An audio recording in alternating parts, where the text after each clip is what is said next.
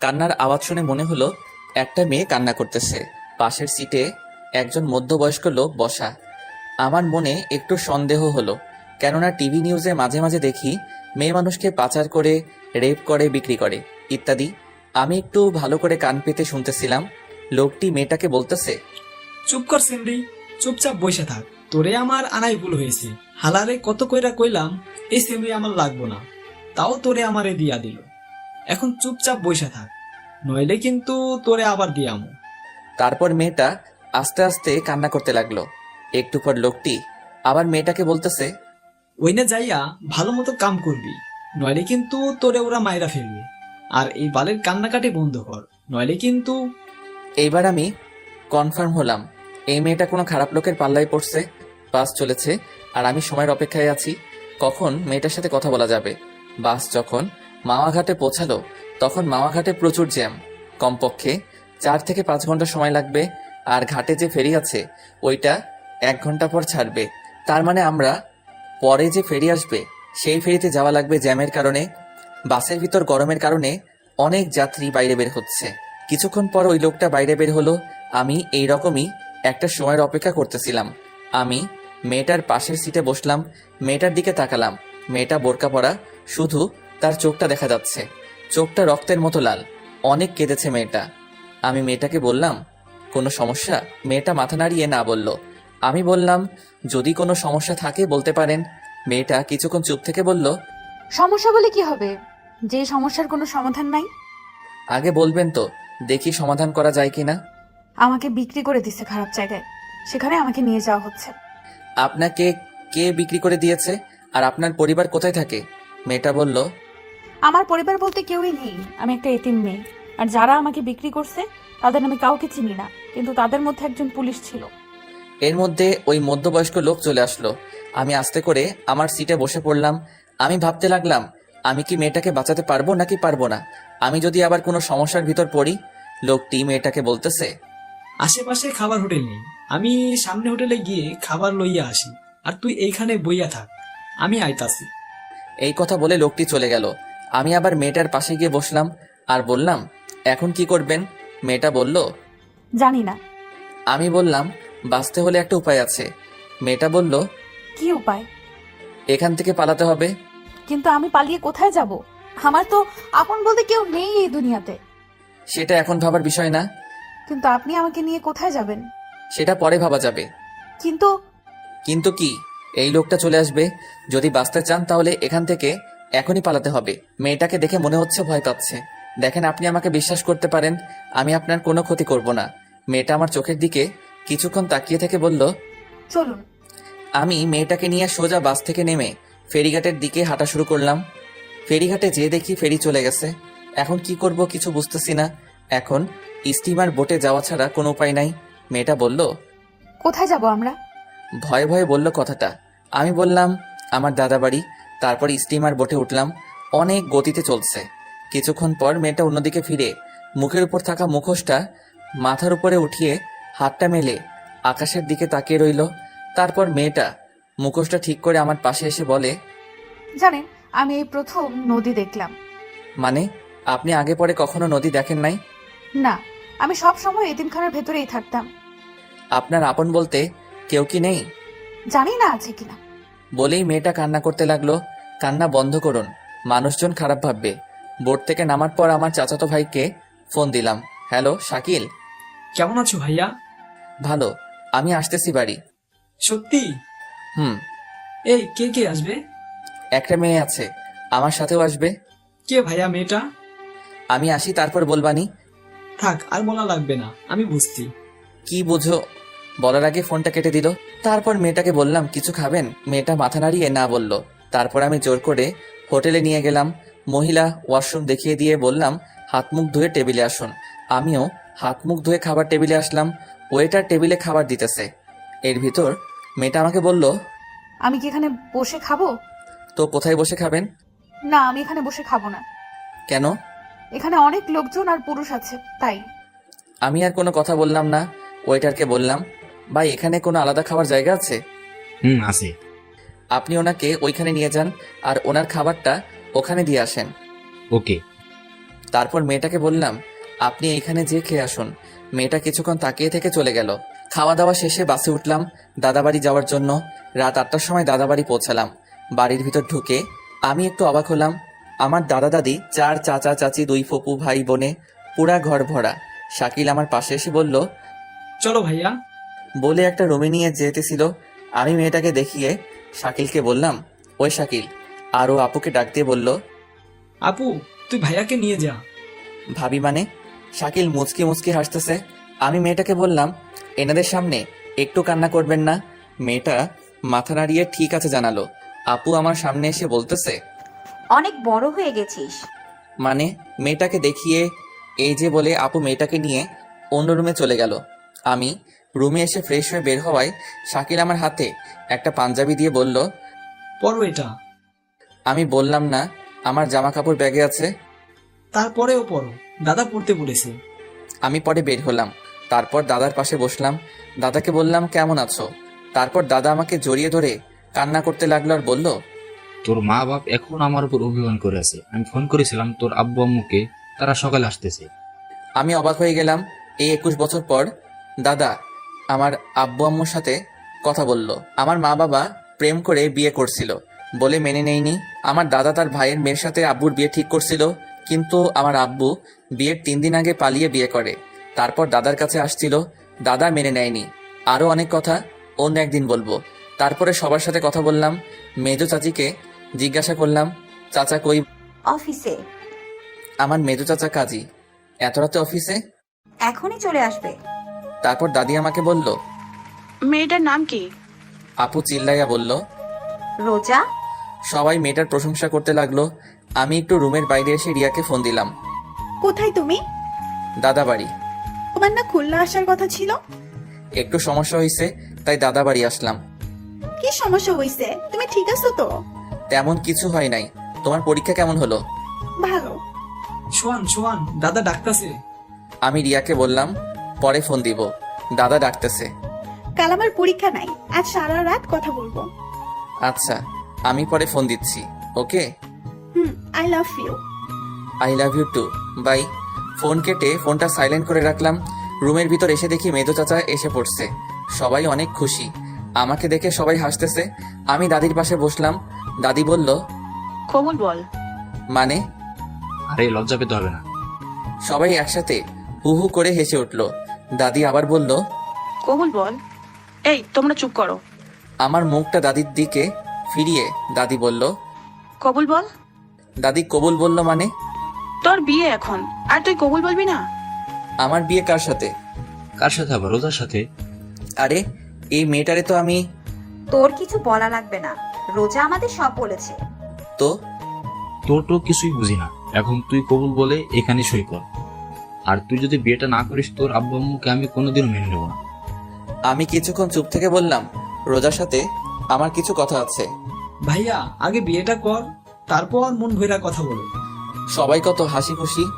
আমি যদি না বলি সবাই মনে কষ্ট পাবে। সাথে মা বাবাকে দাদা মেনে নেব না। আমি আমার আব্বুকে অনেক কাঁদতে দেখেছি দাদা দাদির জন্য। এখন বাবা মাকে বলেও যদি মেনে না নেই, তাহলে বাবা মা অনেক কষ্ট পাবে। কি করব কিছুই মাথায় আসতেছে না। কি হলো, কবুল বল। আমি আর কোনো কিছু না ভেবে 3 বার কবুল বলে সই করে দিলাম। আলহামদুলিল্লাহ। তারপর চাচা দাদা দাদি যে রুমে রোজা, সেই রুমে গিয়ে রোজা সই নিল। তারপর খাওয়া দাওয়া করে শাকিল বলল, ভাইয়া, এই রুমে চলো তো। আমি রুমে গেলাম। রুমের জানালা দিয়ে দেখলাম একটা লাল শাড়ি পরা একটা মেয়েকে অন্য রুমে নিয়ে যাচ্ছে। কিছুক্ষণ পর দাদা আর দাদি আসলো। এসে আমাকে একটা রুমের সামনে নিয়ে গেল। রুমের ভিতর ঢুকিয়ে দরজাটা বাইরে থেকে বন্ধ করে দিয়ে হাসতে হাসতে চলে গেল দাদা দাদি। আমি রুমটা দেখে অবাক হলাম। এত সুন্দর করে রুমটা সাজানো হয়েছে। সারা রুমে মোমবাতি, পুরা বিছানাটা ফুল দিয়ে সাজানো হয়েছে। রুমের ভিতর একটা খাট, একটা টেবিল, টেবিলের উপর 1 গ্লাস দুধ, এর 2 সেট জামা কাপড় আছে, একটা আমার একটা হয়তো রোজার। আমি রুমে ঢুকার শব্দ শুনে রোজা খাট থেকে নেমে এসে আমার পা ধরে বসে রইল। আমি কি করব কিছুই বুঝতেছি না। আমি ওর 2 ডানা ধরে রোজাকে দাঁড় করালাম আমার সামনে। ইয়া বড় ঘুমটা দেওয়া। রোজা আমার হাত ধরে টেবিলের কাছে নিয়ে গেল। নিয়ে দুধের গ্লাসটা আমার হাতে দিল। আমি গ্লাসটা হাতে নিয়ে বললাম, আমার কিছু কথা আছে। রোজা বলল, শুনবো, সব কথা শুনবো। আগে দুধটা খান, অর্ধেক খান কিন্তু। আমি রোজার পাশে দাঁড়িয়ে দুধটা মুখ লাগিয়ে খাচ্ছি। অর্ধেকের বেশি খাওয়ার সাথে সাথে রোজা একটু উঁচু হয়ে হাত ধরে দুধের গ্লাসটা মুখের থেকে 2 আঙ্গুল দূরে সরিয়ে রেখে বলল, অর্ধেক খেতে বলছি না? আমার হাত এখনো ধরা। আমি ওর দিকে তাকিয়ে আছি। ঘুমটার আড়ালে শুধুমাত্র ওর ঠোঁটটা দেখা যাচ্ছে। ঠোঁটের নিচে ছোট একটা তিল, যা ও ঠোঁটের সৌন্দর্যকে আরো বাড়িয়ে দিচ্ছে। আমি আস্তে আস্তে দুধের গ্লাসটা রোজার হাতে দিলাম। রোজা দুধটা খেয়ে আবার আমার হাত ধরে খাটের কাছে নিয়ে গেল। আমি খাটের এক পাশে বসে রোজাকে অন্য পাশে বসতে বললাম। ও এখনো ঘুমটা দেওয়া। চুপচাপ দুইজন বসে আছি। নীরবতা ভেঙে আমি বললাম, কি থেকে কি হয়ে গেল, তাই না? কিন্তু আল্লাহ যা করে ভালোর জন্যই করে। আপনাকে কিছু কথা বলার ছিল। বলেন। আমি একজনকে ভালোবাসি। 4 বছরের সম্পর্ক আমাদের। আমার বাবা মা জানে। ওর পরীক্ষা চলতেছে। পরীক্ষা শেষ হলে আমাদের বিয়েটা হওয়ার কথা ছিল, কিন্তু আপনার সাথে বিয়েটা হয়ে গেল। আপনি তো না বলতে পারতেন। কিন্তু এই কারণে আপনাকে আমার বিয়ে করা লাগছে। আমি কিছুদিন পর আপনাকে ডিভোর্স দিয়ে দিব। রোজা একটু হেসে বলল, বিয়েটা হতে পারলো না, এর মধ্যে ডিভোর্স? আমি কিছুক্ষণ চুপ থেকে বললাম, আপনি চিন্তা করবেন না, আমি আপনার থাকা খাওয়ার একটা ব্যবস্থা করে দিব। আপনি আমাকে একবার দেখেন তো। দেখে কি হবে? থাক, দেখা লাগবে না। আপনার আর কিছু বলা থাকলে বলতে পারেন। বলার মতো কথা অনেক আছে, কিন্তু অধিকার নাই। কথা বলতে কোনো অধিকার লাগে না। একটা কথা বলবো, রাখবেন? এই কথাটাই অধিকার আছে। রাখবেন কিনা বলেন? বলেন। আপনি আমাকে নাম ধরে ডাকবেন আর তুমি কইরা বলবেন। শুধু এইটুকু? হুম। আচ্ছা, এবার আপনি ঘুমান। আবার আপনি? সরি, এবার তুমি ঘুমাও। আপনি কি করবেন? মুস্কানের সাথে একটু কথা বললো। এই মুস্কানকে? আরে বললাম না, আমার প্রেমিকার কথা। ওর নাম মুস্কান। ও। তা ঘুমাও তুমি। আপনি কিন্তু একবারও আমার মুখটা দেখলেন না। না দেখাটাই ভালো। রোজা শুয়ে পড়লো। ঘরের মোমবাতিগুলা আস্তে আস্তে নিভতে শুরু করছে। আমি টেবিলের উপর বসে ফোনটা হাতে নিয়ে লক করলাম আর দেখতে পেলাম 75+ মিসড কল, 93+ SMS। তাই রিয়াকে ফোন দিলাম। সাথে সাথে ফোন ধরে বলল, তুমি ঠিক আছো তো? ঠিক আছি। কেন, কি হয়েছে? আমার কেন জানি মনে হচ্ছে তুমি আর আমার নেই। আরে পাগলি, আমি একটু দূরে আছি, তার জন্য তোমার এরকম মনে হচ্ছে। তুমি এতক্ষণ ফোন ধরো নাই কেন? ফোন চার্জে ছিল। কথা বলতে বলতে টেবিলের উপর দেয়ালের সাথে হেলান দিয়ে ঘুমিয়ে পড়ছি। এই যে শুনছেন, ওঠেন, উঠে বিছানায় আসেন। প্রায় মধ্যরাত। তখন মোমবাতি হাতে নিয়ে একটা লাল বেনারসি পরা পরী আমার সামনে দাঁড়িয়ে আছে। টানা টানা চোখ, লম্বা নাক, আকর্ষণ করার মতো ঠোঁট, সাথে ঠোঁটের নিচে তিলটা। আমি হাঁ হয়ে ওর দিকে তাকিয়ে আছি।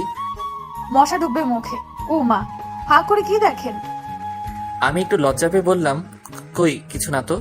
রোজা হাসতে হাসতে বলল, খাটে এসে ঘুমান। আবার আমি বলছি না তুমি করে বলতে? একদম আমার মুখের কাছে মুখ নিয়ে কথাটা বললো রোজা। মানে তোমার সাথে এক বিছানায় ঘুমাবো। তো কোথায় ঘুমাবেন? আমি আপনার বউ, আপনি ঘুমাবেন না তো কে ঘুমাবে আমার সাথে? কিন্তু তোমাকে তো বউ হিসেবে মানি না। আপনি না মানলে কি হবে? আমি তো আপনাকে স্বামী হিসেবে মানি। এখন যদি খাটে না আসেন তাহলে আমি কিন্তু দাদাকে ডাকবো। এই না না, তাহলে চলেন। আমি এখানেই ঠিক আছি। খাটে আসবেন নাকি ডাক দিব? তারপর রোজা অন্যদিকে, আমি অন্যদিকে ফিরে শুয়ে পড়লাম। সকাল 6টায় ঘুম থেকে উঠে দেখি রোজা আমার বুকের উপর শুয়ে আছে। একদম পরীর মতো লাগছে। যে কেউ রোজাকে দেখলে প্রেমে পড়ে যাবে। কিন্তু আমি রিয়াকে ভালোবাসি। রোজার মায়ায় পড়া যাবে না।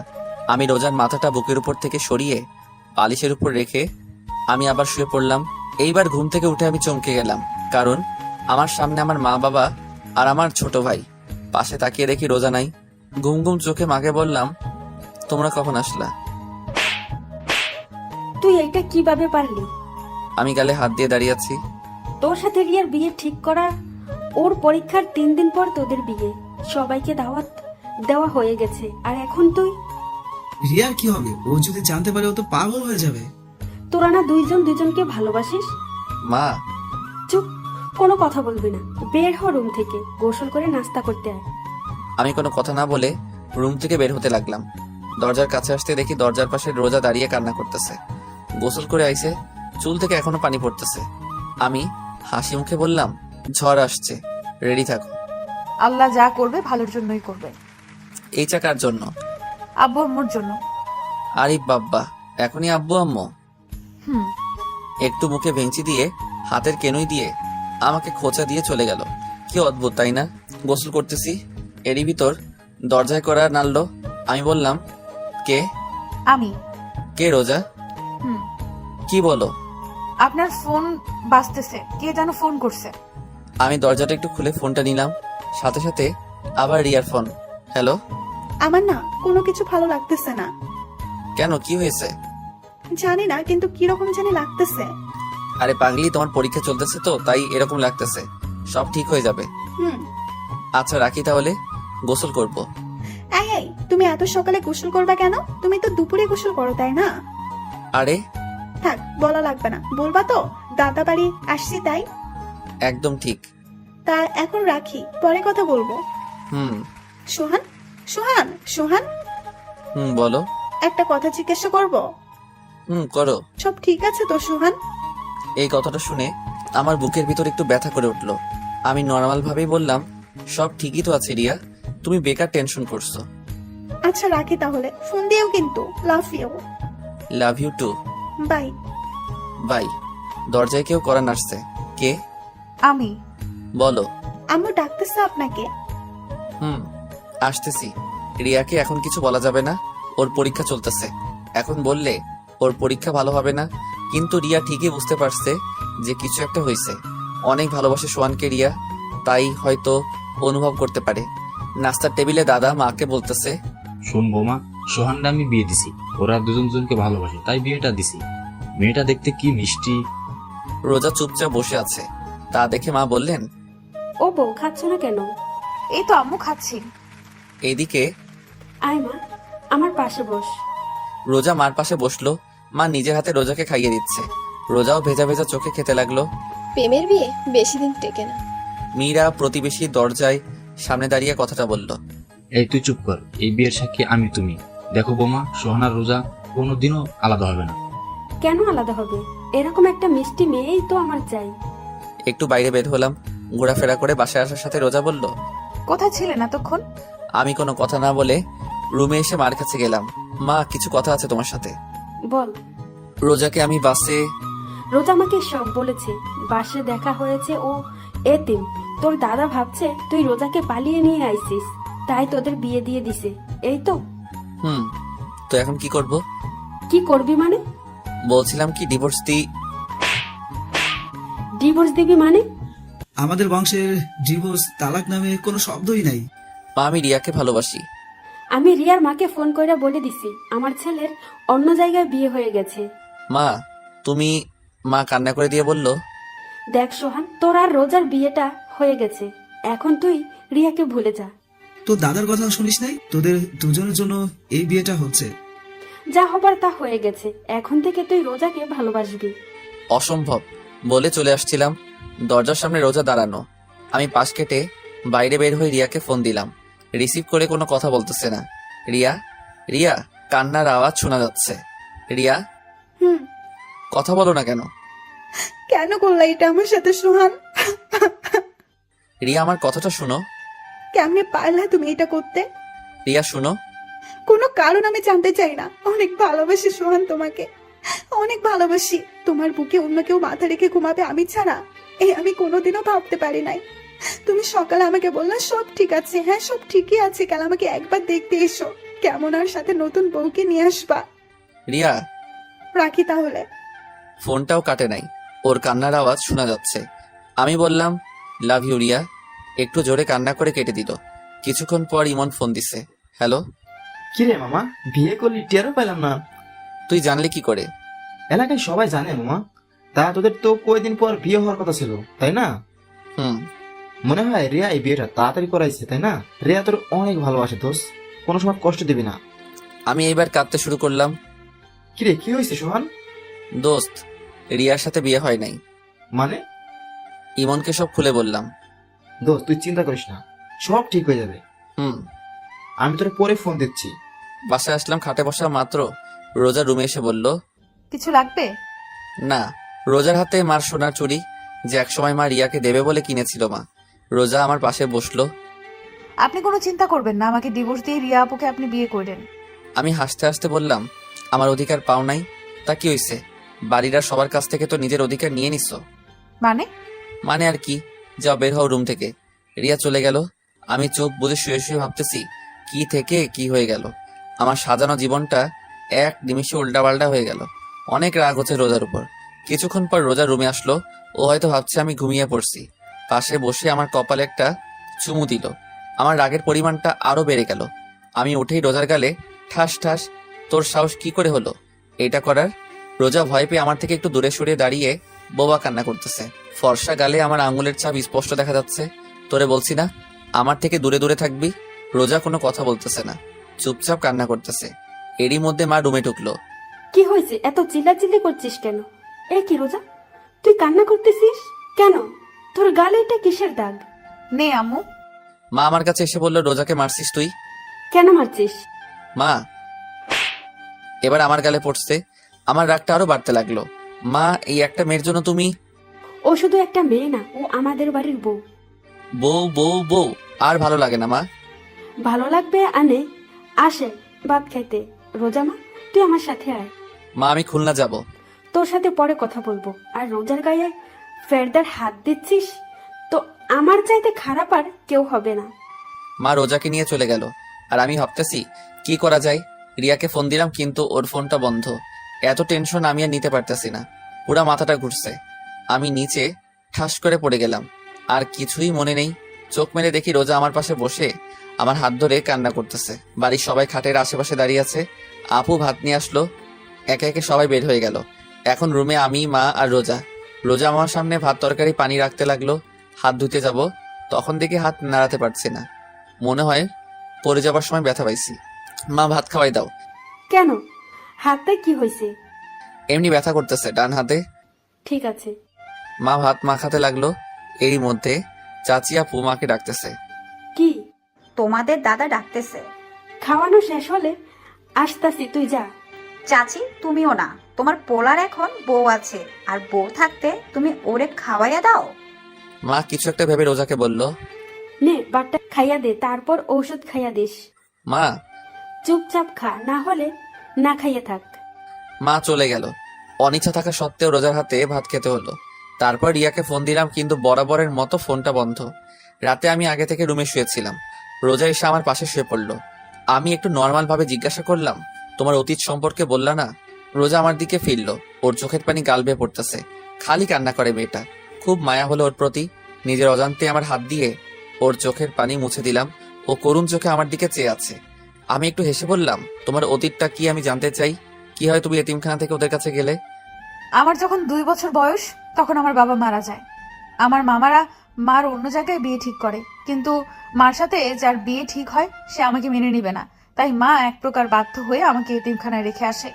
এইসব কথা আমাকে এতিমখানায় যে খালা রান্না করতো সে বলছে। বুঝলাম। তা তুমি ওই লোকদের কাছে কিভাবে গেলে? এতিমখানার মালিক মারা যাওয়ার পর কিছু বড় বড় নেতার চোখ পড়ে এতিমখানায়। এখানেই নাকি মার্কেট হবে।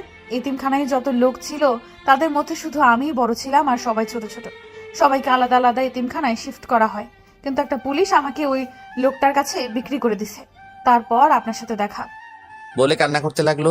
তোমাকে বলছি না এই কান্নাকাটি একদম আমার সামনে করবা না। ও কান্না থামিয়ে বলল, আপনি রিয়া আপুকে বিয়ে করেন, কিন্তু আমারে তাড়ায় দিবেন না। আপনার ঘরের এক কোনায় একটু জায়গা দিয়েন। আপনি তো জানেন আমার থাকার কোনো জায়গা নাই। আমি কি বলবো কিছুই মাথায় আসতেছে না। আচ্ছা ঠিক আছে, তুমি ঘুমাও তাহলে। হুম।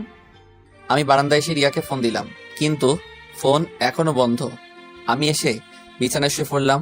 রাত 4:30-এ ফোনের আওয়াজে ঘুম ভাঙে। চোখ মেলে তাকিয়ে দেখি রোজা আমাকে জড়িয়ে ধরে শুয়ে আছে। ওর গরম নিঃশ্বাস আমার গলার উপর পড়তেছে। রোজাকে না সরিয়ে ফোনটা রিসিভ করলাম। ইমন ফোন দিছে। হ্যালো, কি রে দোস্ত, এত রাতে কিছু হয়েছে? দোস্ত রিয়া। কি কি হয়েছে রিয়ার? রোজাকে ধাক্কা দিয়ে সরিয়ে উঠে বসলাম। রোজা করুণ চোখে আমার দিকে চেয়ে আছে। দোস্ত রিয়া সুসাইড করেছে। মানে কি? দোস্ত অবস্থা খুব খারাপ। সদর হাসপাতাল থেকে ফেরত দেশে খুলনা মেডিকেল নেওয়া হয়েছে। দোস্ত কি করবো বল? তুই তাড়াতাড়ি চলে আয়, না হলে হয়তো শেষবারের মতো দেখতে পারবি না। কিছু হবে না রিয়ার, আমি এখনই আসতেছি। কি হয়েছে? আপনি এখন কোথায় যাবেন?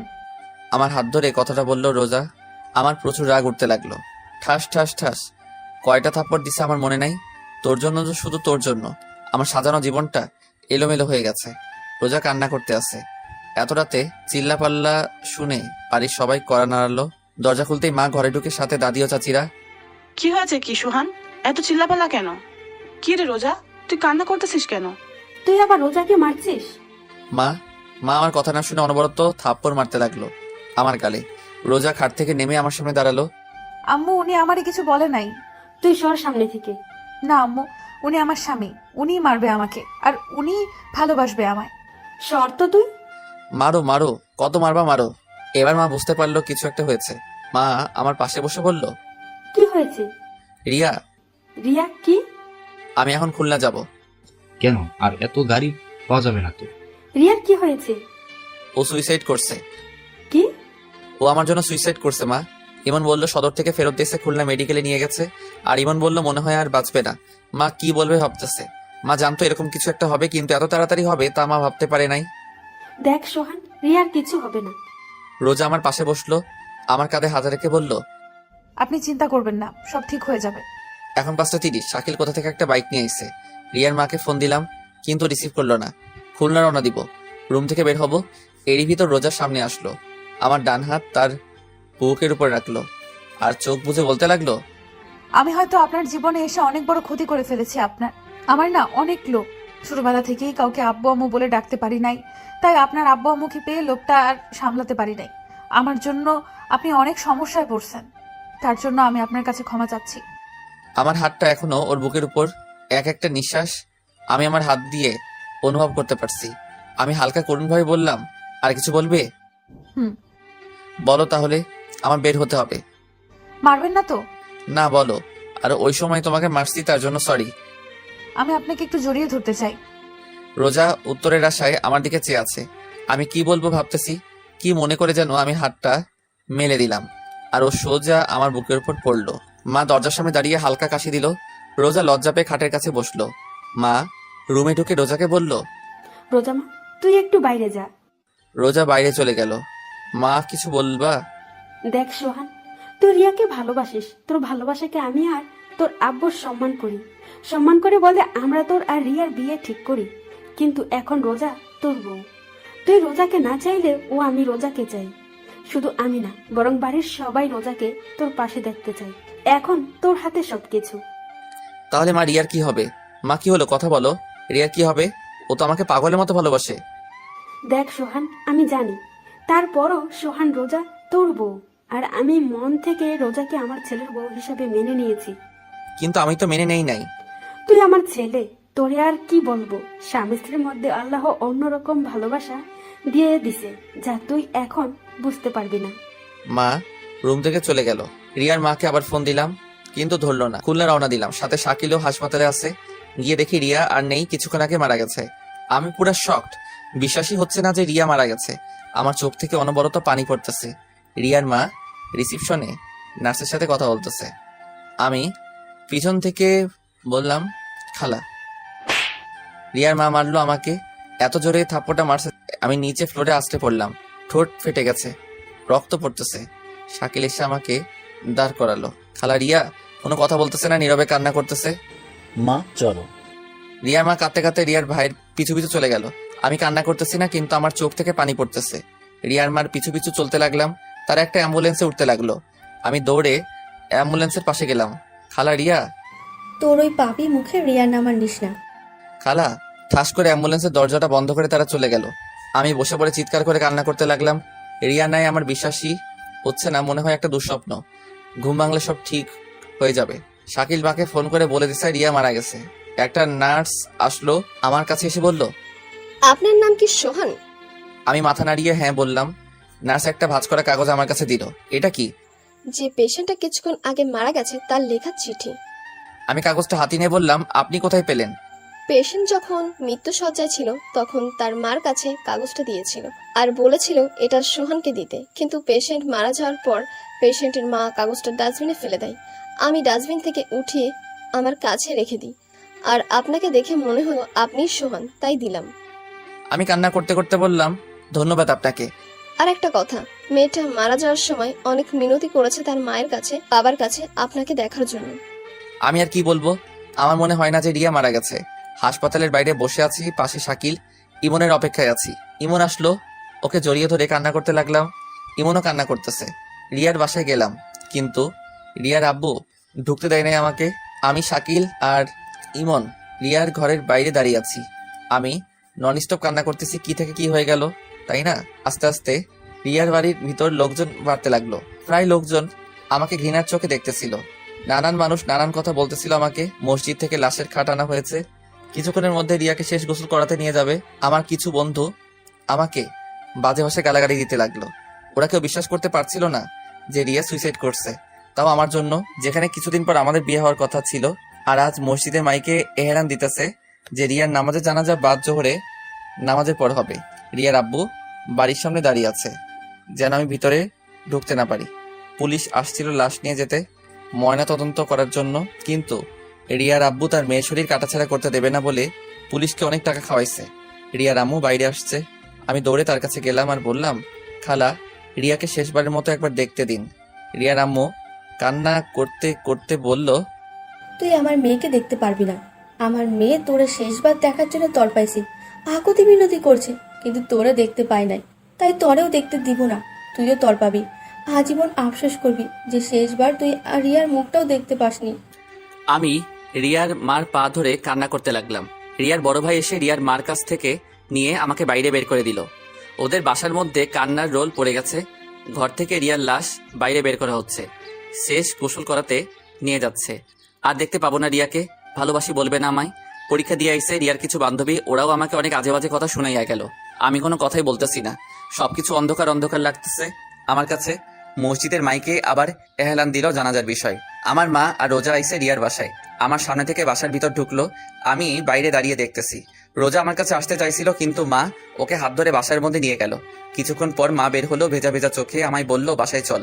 আমি চুপচাপ কোনো কথা বলতেছি না, শুধুমাত্র চোখ থেকে পানি পড়তেছে। রোজার পাশে যে বললাম, আল্লাহ যা করেন ভালোর জন্যই করে, তাই না?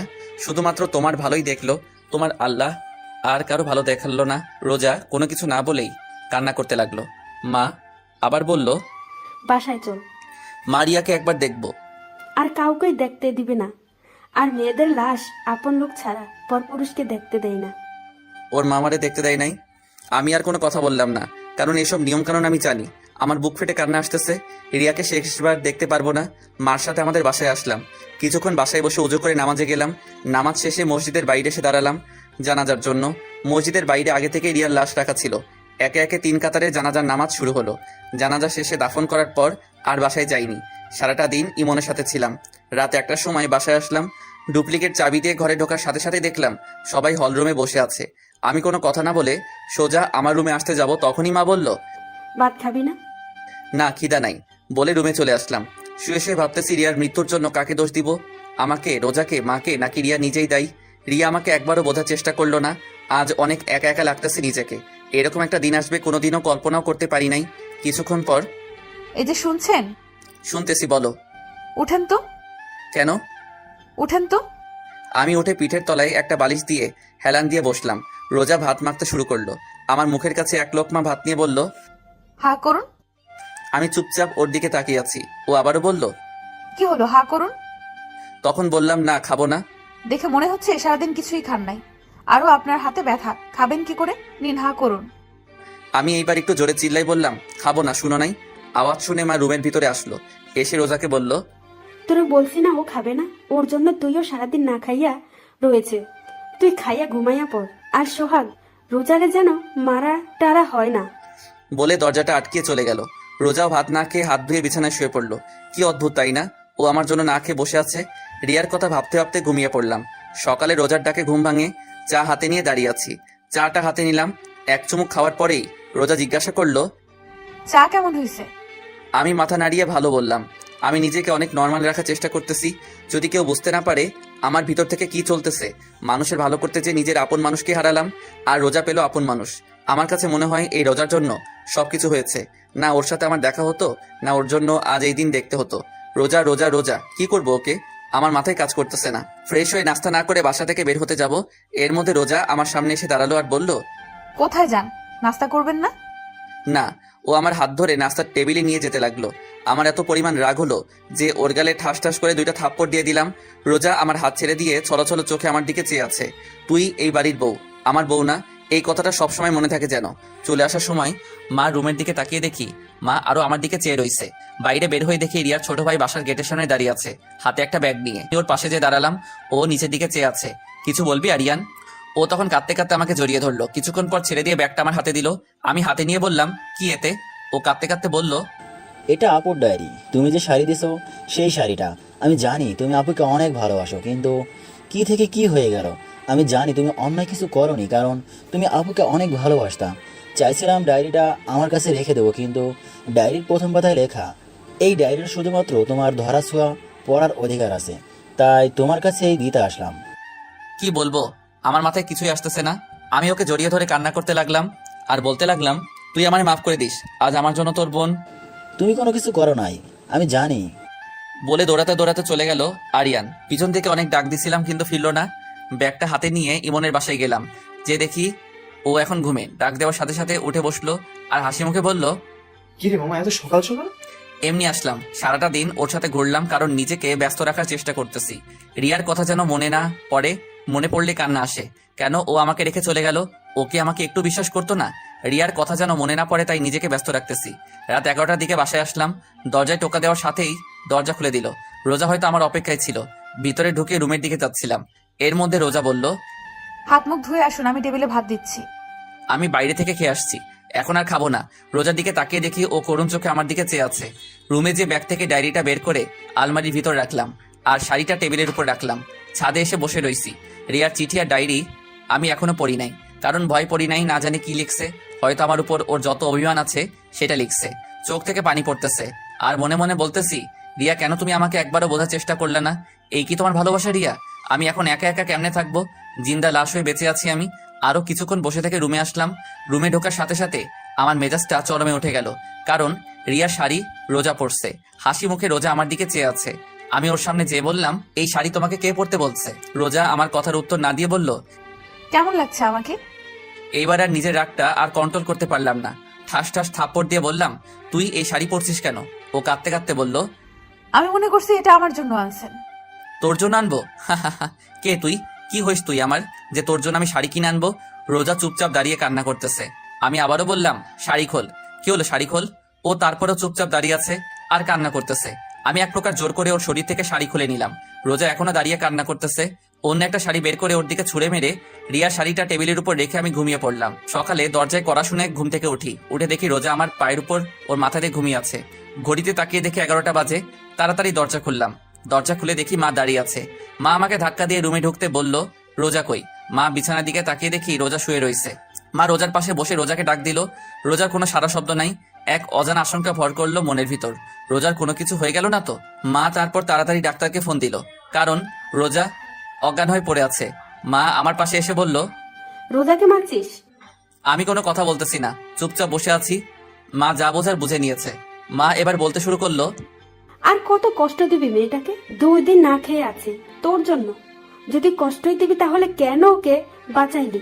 সোহান যে চলে গেছে তার জন্য নিজে তো কষ্ট পাইতাছিস আর অন্যকেও কষ্ট দিতাছিস। আর কত সোহান, তুই যদি ওকে মেনে না নিস তাহলে এখনই ওকে গলা টিপে মেরে ফেল।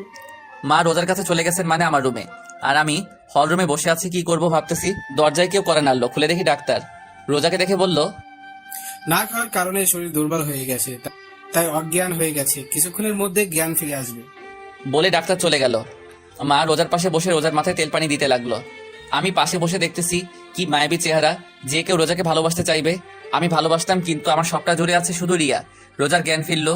চেয়ে দেখে মা আর আমি পাশে বসে আছি। রোজার জ্ঞান ফিরছে দেখে মা খাবার আনতে গেল। আমি রোজার দিকে চেয়ে আছি আর রোজা আমার দিকে। মা খাবার নিয়ে রুমের ভিতরে ঢুকলো। রোজার পাশে বসে ভাত মাখতে শুরু করলো। এরই মধ্যে রোজা বলল, আম্মু আমি ভাত খাবো না। কেন খাবি না? তোমার ছেলেও তো না খেয়ে আছে। কে বলছে যে আমি না খেয়ে আছি? কে বলবে? আমি বসি, আমার উপর রাগ করে তো আপনি বাসায় খান না। থাক, ওর সাথে কথা বলা লাগবে না, তুই হা কর মা। মা রোজাকে কথাটা বলল। না আম্মু, আমি খাবো না। তুই না খেলে তো তোর শরীর আরো খারাপ হয়ে যাবে মা। ওনাকে বলেন উনি টাইম টু টাইম বাসায় খাবে আর আমাকে এখন খাওয়াই দেবে, তাহলে আমি খাবো। মা আমার দিকে চেয়ে আছে। আমি মাকে ইশারায় বলল, বাটটা খাইয়া দে। মা আমি পারবো না। চুপচাপ খাইয়া দে, আমি বাইরে থেকে ওষুধ নিয়ে আসতাছি। বলে মা ভাতের প্লেটটা আমার হাতে দিয়ে চলে গেল। আমি বার কি করব, অনিচ্ছা থাকা সত্ত্বেও চুপচাপ খাইয়া দিতে লাগলাম। খাওয়া শেষে মা রুমে আসলো। আমি উঠে বাথরুমে চলে গেলাম। বাথরুমে ঢুকে কান পেতে শুনতে লাগলাম বাইরে মা আর রোজা কি কথা বলে। তুই ওর জন্য কেন শুধু শুধু নিজেকে কষ্ট দিস? আম্মু, আমার জন্য আজ উনি ওনার ভালোবাসার মানুষের চিরতরে হারায় ফেলছে। কেন শুধু শুধু নিজেকে দোষ দিচ্ছিস? রিয়ার মৃত্যুর জন্য তোর আর সোহানের কোনো হাত নাই। এটা নিয়তি, এটাকে মেনে নিতে হবে। আম্মু, ওনার মনে অনেক কষ্ট, কিন্তু উনি প্রকাশ করে না। তা আমি জানি, তার জন্য তুই নিজেকে কষ্ট দিবি না আম্মু, আমি শুধু ওনার কষ্টের ভাগটা নিতে চাই। আস্তে আস্তে সব ঠিক হয়ে যাবে, ধৈর্য ধর। বলে মা চলে গেল। আমি বাথরুম থেকে বের হয়ে রোজার পাশে যেয়ে বসলাম। রোজা বলল, কিছু বলবেন? তোমার যদি কিছু হয়ে যেত? কি আর হতো, মরে যেতাম। চুপ। আমি জানি আপনার সবটা জুড়ে শুধু রিয়া আপু আছে, আমি না। রিয়া আপুর জায়গাটা নিতে চাই না, শুধু আপনার পায়ের নিচে একটু জায়গা দিয়ে, কারণ এইখানে আমার বেহেশত, আমার জান্নাত। আমি কোনো কথা না বলে বাসার বাইরে চলে আসলাম। রাস্তায় হাঁটতেছি আর ভাবতেছি কি করব। দুপুরবেলা মা ফোন দিয়ে বলল তাড়াতাড়ি বাসায় আসতে। বাসায় যেয়ে সবাই একসাথে খাওয়া দাওয়া করলাম। রোজার দিকে চেয়ে দেখলাম ওর মুখে প্রাপ্তির হাসি। কিছুক্ষণ বাসায় বসে আবার বাইরে বের হলাম। গন্তব্য ইমনের বাসা। ইমনের বাসায় যেয়ে দেখলাম ইমন নেশা করতেছে। মানে আমিও আগে করতাম একটু একটু, কিন্তু রিয়া আমার জীবন আসার পর আর কোনোদিন ছুঁয়ে দেখিনি। আজ ইমনকে খেতে দেখে আমারও খেতে ইচ্ছে করলো। ইমনের পাশে বসলাম। কি রে মামা, খাবি? খাই, অনেক দিন তো খাই না। ইমনের সাথে মদ খেতে শুরু করলাম, সাথে গাঁজাও। অনেকদিন পর খাচ্ছি, তাই নেশা পুরা চরমে উঠে গেছে। রাতে 11টায় মা ফোন দিল। মা বলো। কই তুই? এই তো মা, ইমনের বাসায়। তাড়াতাড়ি বাসায় আয়। আসতেছি বলে ফোন কেটে দিলাম। ইমনকে বললাম একটা গাজার বিড়ি দে আমাকে। বিড়িটা নিয়ে বাসায় আসলাম। রোজা আর আমি একসাথে খাবার খেলাম।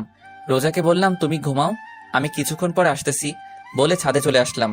বিড়িটা জ্বালিয়ে খেলাম, খুব ভালো লাগতেছে এখন। রুমে আসলাম। রুমে এসে দেখি রোজা শুয়ে আছে। ওকে দেখে আমি পুরা হ্যাং।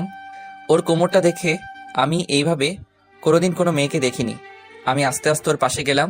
ও সাথে সাথে চোখ খুলে আমার দিকে চেয়ে রইছে।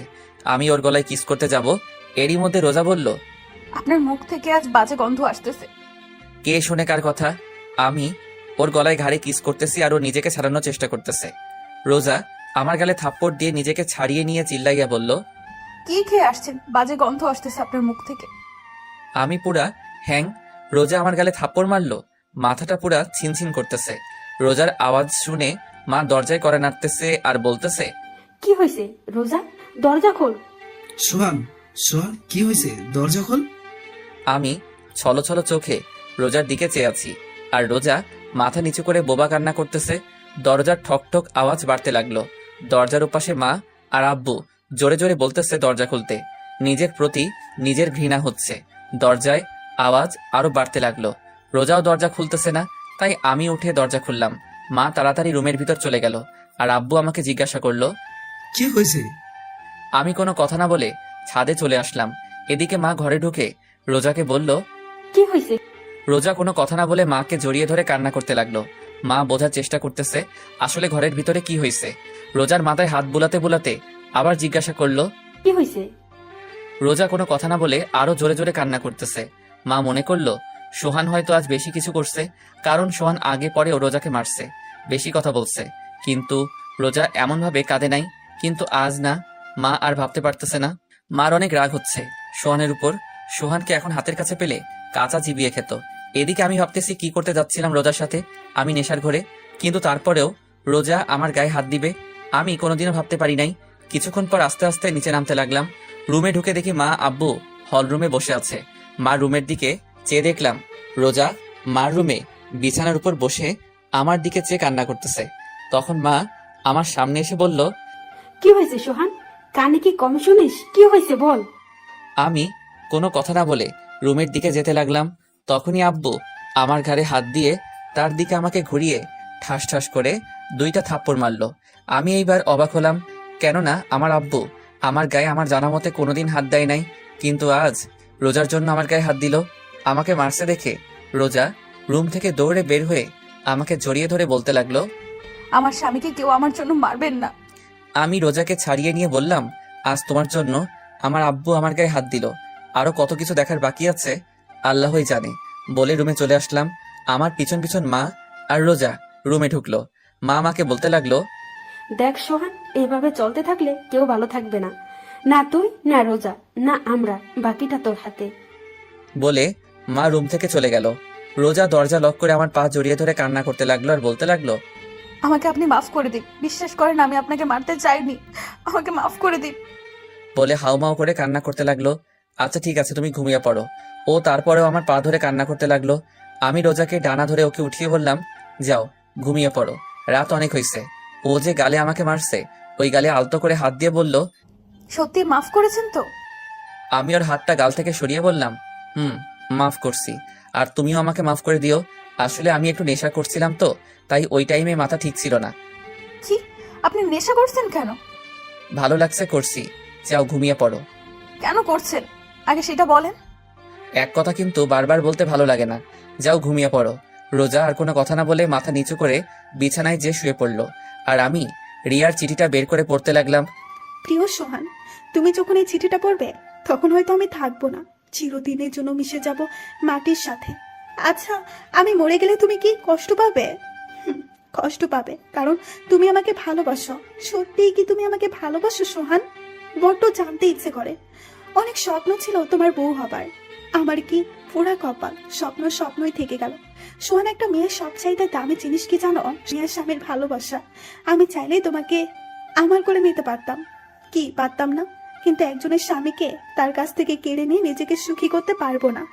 আবার তোমাকে অন্য কারোর সাথে দেখবো, এটাও আমি মেনে নিতে পারবো না। অনেক কথা বলা ছিল তোমাকে, কিন্তু বলার না, কারণ তোমাকে আর কষ্ট দিতে চাই না। আমি কিছুক্ষণ আগে বিষ খেয়েছি, অনেক কষ্ট হচ্ছে আমার সোহান, অনেক কষ্ট হচ্ছে। তোমাকে খুব দেখতে ইচ্ছে করছে সোহান। আচ্ছা সোহান, কবুল বলার সময় তোমার কি একটি বারও আমার কথা কি মনে পড়ে নাই? আজ বড্ড জানতে ইচ্ছে করছে, আজ তোমার কাছ থেকে ভালোবাসে প্রমাণ নিতে ইচ্ছে করছে। আমাকে ক্ষমা করে দিও সোহান, তোমাকে না জানিয়ে চলে যাচ্ছে না ফেরার দেশে। ইহকালে তোমাকে পেলাম না তো কি হয়েছে, পরকালে খুব করে চেয়ে নেবো তোমাকে আল্লাহর কাছ থেকে। আচ্ছা সোহান, আমাকে কি তোমার মনে পড়বে কখনো? বড্ড জানতে ইচ্ছে করে। যদি কোনোদিন আমাকে অনুভব করতে মন চায়, তাহলে তখন চোখ বন্ধ করে তোমার হৃৎপিণ্ড বারবার হাত রেখে ওইখানে খুঁজে পাবে আমায়। যদি কোনোদিন আমাকে অনুভব করতে মন চাই তোমার, তাহলে চোখ বন্ধ করে তোমার হৃৎপিণ্ড বরাবর হাত রেখো, ওইখানে খুঁজে পাবে আমায়। এটি তোমার রিয়া। চিঠিটা পড়ে কান্না আসতেছে, অনেক কান্না আসতেছে। বিছানার দিকে চেয়ে দেখি রোজা আমার দিকে চেয়ে আছে আর কান্না করতেছে। রোজাকে বললাম, কান্না কেন করতেছো? রোজা আমার সামনে এসে হাঁটু ভাঁজ করে আমার সামনে বসলো, আর আমি সোফায় বসা আমার হাতটা ধরে বলতে লাগলো, আপনার কষ্টের ভাগটা দেবেন।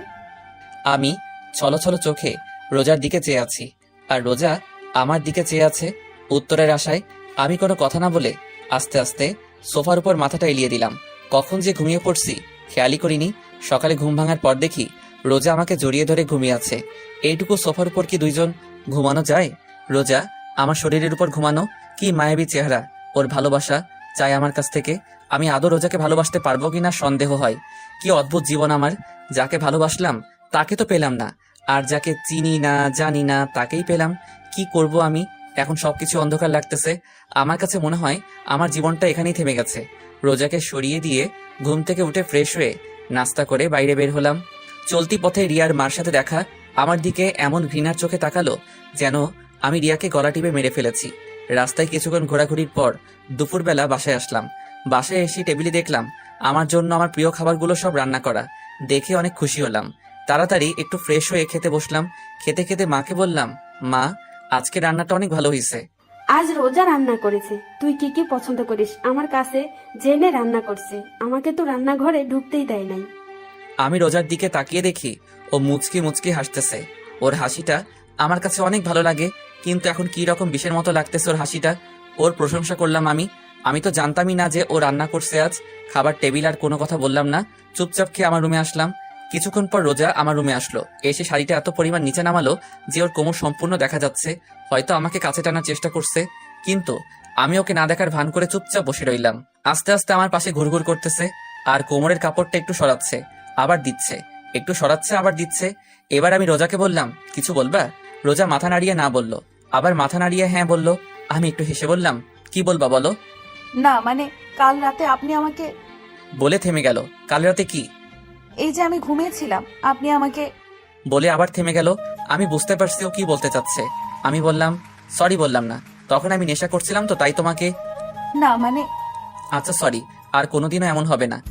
আপনার ইচ্ছা হলে আপনি আমার সাথে যা ইচ্ছা করতে পারেন, আমি কিছু মনে করব না। আমি ওর দিকে চেয়ে আছি। ও আস্তে আস্তে চোখ খুলে দেখে যে আমি ওর দিকে চেয়ে আছি। ও লজ্জায় দৌড়ে রুমের বাইরে চলে গেল। কিছুক্ষণ পর মা রুমে আসলো, এসে আমার পাশে বসলো। কিছু বলবা? তাকে সিদ্ধান্ত নিলি? কি সিদ্ধান্ত? রোজার বিষয়। দেখ সোহান, মেয়েটা অনেক ভালো, চেহারাও ভালো, সব দিক দিয়ে ঠিক আছে। তাহলে তোরা রিয়ার যেদিন বিয়ে হবার কথা ছিল ওদিন তোর আর রোজার আবার বিয়ে হবে, কেননা সবাইকে দাওয়াত দেওয়া হয়ে গেছে। শোন সোহান, রোজাকে ভালোবাসতে না পারলে ওকে কষ্ট দিস না। বলে মা রুম থেকে চলে গেল। আর আমি ভাবতেছি সবাই রোজার কষ্টটা বোঝে, কিন্তু আমার মনটা যে হাহাকার করতেছে রিয়ার জন্য সেটা কেউ দেখে না। বিকেল বেলা আব্বু আমার রুমে আসলো। কি রে বাবা, কি করিস? কিছু না, এই তো বসে আছি। থাপ্পড়টা জোরে লাগছিল তাই না? আরে আব্বু তুমিও না। কালকে ব্যাপারটা কিছু মনে করিস না, আসলে আমাদের কোনো মেয়ে নেই তো, তাই রোজকে এইভাবে কাঁদতে দেখে মাথা ঠিক ছিল না। তুই কিছু মনে করিস না বাবা। না আব্বু, আমি কিছু মনে করি নাই। তা বাইরে আয়, বৌমা পায়েস রান্না করছে, আয় একসাথে খাবো। চলো আব্বু। তারপর সবাই একসাথে পায়েস খেলাম। মা আমাকে বললো রোজাকে নিয়ে আমার খালা বাড়ি আর মামা বাড়ি থেকে ঘুরে আসতে। আমাদের বাড়ি থেকে মামা বাড়ি আর খালা বাড়ি 10 মিনিটের রাস্তা। আমি মাকে না বলতে পারলাম না, কারণ সবাই এখন হাসি খুশি আছে। না বললে সবার মুখ কালো হয়ে যাবে। রোজাকে বললাম রেডি হতে। কিছুক্ষণ পর রোজা রেডি হয়ে বোরখা পরে আসলো। বোরখাটা 2-3 জায়গায় ছেঁড়া। আমি বললাম, এই ছেঁড়া বোরখা পরে যাবে? আমার তো আর বোরকা নাই। তা আগে বলবা না তোমার বোরখা নাই? আগে মার্কেট চলো, তোমার কি কি লাগবে কিনে এনে তারপর মামার বাড়ি যাব। বলে রোজাকে নিয়ে বের হতে যাব। এরই মধ্যে মা সামনে এসে আমার বাইকের চাবি আমার হাতে দিল। আমি মায়ের দিকে জিজ্ঞাসার দৃষ্টিতে তাকিয়ে রইলাম। মা বলল, মনে আছে বাইক কেনার সময় কি বলছিলি যে আমি বিয়ে করব তখন বাইকে করে আমার বউকে নিয়ে ঘুরবো, এর আগে আমি বাইক চালাবো না। তা এখন তো বউ আছে, বউকে নিয়ে বাইরে ঘুরতে যাচ্ছ না, তো বাইকে নিয়ে যাও। বলে মা আমার হাতে কিছু টাকা দিয়ে চলে গেল। ছোট ভাইয়ের দিকে চেয়ে দেখি ও মিটমিট করে হাসতেছে। নিজের উপর নিজে রাগ হচ্ছে কেন যে ওই দিন এই কথা বলতে গেলাম। বাইক নিয়ে বের হলাম। এলাকার সবাই আমাদের দিকে চেয়ে আছে একটু ঘৃণার চোখে। বন্ধু বান্ধব তো আমার সাথে কথাই বলে না, শুধুমাত্র ইমন ছাড়া। মার্কেটে এসে কেনাকাটা করে আবার বাসায় আসলাম। রোজা বোরকা চেঞ্জ করে আসলো। প্রথমে মামা বাড়ি আসলাম, কথাবার্তা বলে খালার বাড়ি আসলাম। খালার বাসায় কিছুক্ষণ বসে বাসার দিকে রওনা দিলাম। রোজাকে আজ অনেক হাসি খুশি লাগতেছে। রোজা সবার সাথে এমন ভাবে কথা বলছে মনে হয় এনারা সবাই রোজার সাথে যুগ যুগ ধরে পরিচয় আছে। বাসায় আসলাম, এসে হাত মুখ ধুয়ে বিছানায় শুয়ে শুয়ে ভাবতেছি রিয়ার কথা। রিয়া নামটা শুনেই ওকে ভালোবেসে ফেলেছিলাম। রিয়ার কথা আমার মাথা থেকে যাই না। সারাদিন ওকে মনে না পড়লেও রাতে চোখ বন্ধ করার সময় রিয়ার কথা আমার মনে পড়ে। কুড়ে কুড়ে খাই আমাকে রিয়ার সাথে কাটানোর স্মৃতিগুলা। রোজা রুমের ভিতর ঢুকলো আর বলল, আম্মু ভাত খেতে ডাকে। আমার এখন ভালো লাগতেছে না, পরে খাবো। এই কথা বলার সাথে সাথে রোজা আমার পাশে এসে আমার কপালে হাত দিয়ে বলল, কেন ভালো লাগতেছে না? শরীর ঠিক আছে তো? আমি রোজার হাতটা আমার কপাল থেকে সরিয়ে বললাম, আরে বাবা তেমন কিছু না, এমনি পরে খাবো। রোজা মুখটা কালো করে বাইরে চলে গেল। কিছুক্ষণ পর মা রুমে আসলো, এসে বলল, কি রে, তুই বলে ভাত খাবি না? পরে খাবো বললাম তো রোজাকে। রোজা না খেয়ে আছে, বলছে তুই না খেলে নাকি খাবে না। মা আমার এসব আগলা পিরিত কিন্তু ভালো লাগে না, চুপচাপ খেতে আয়।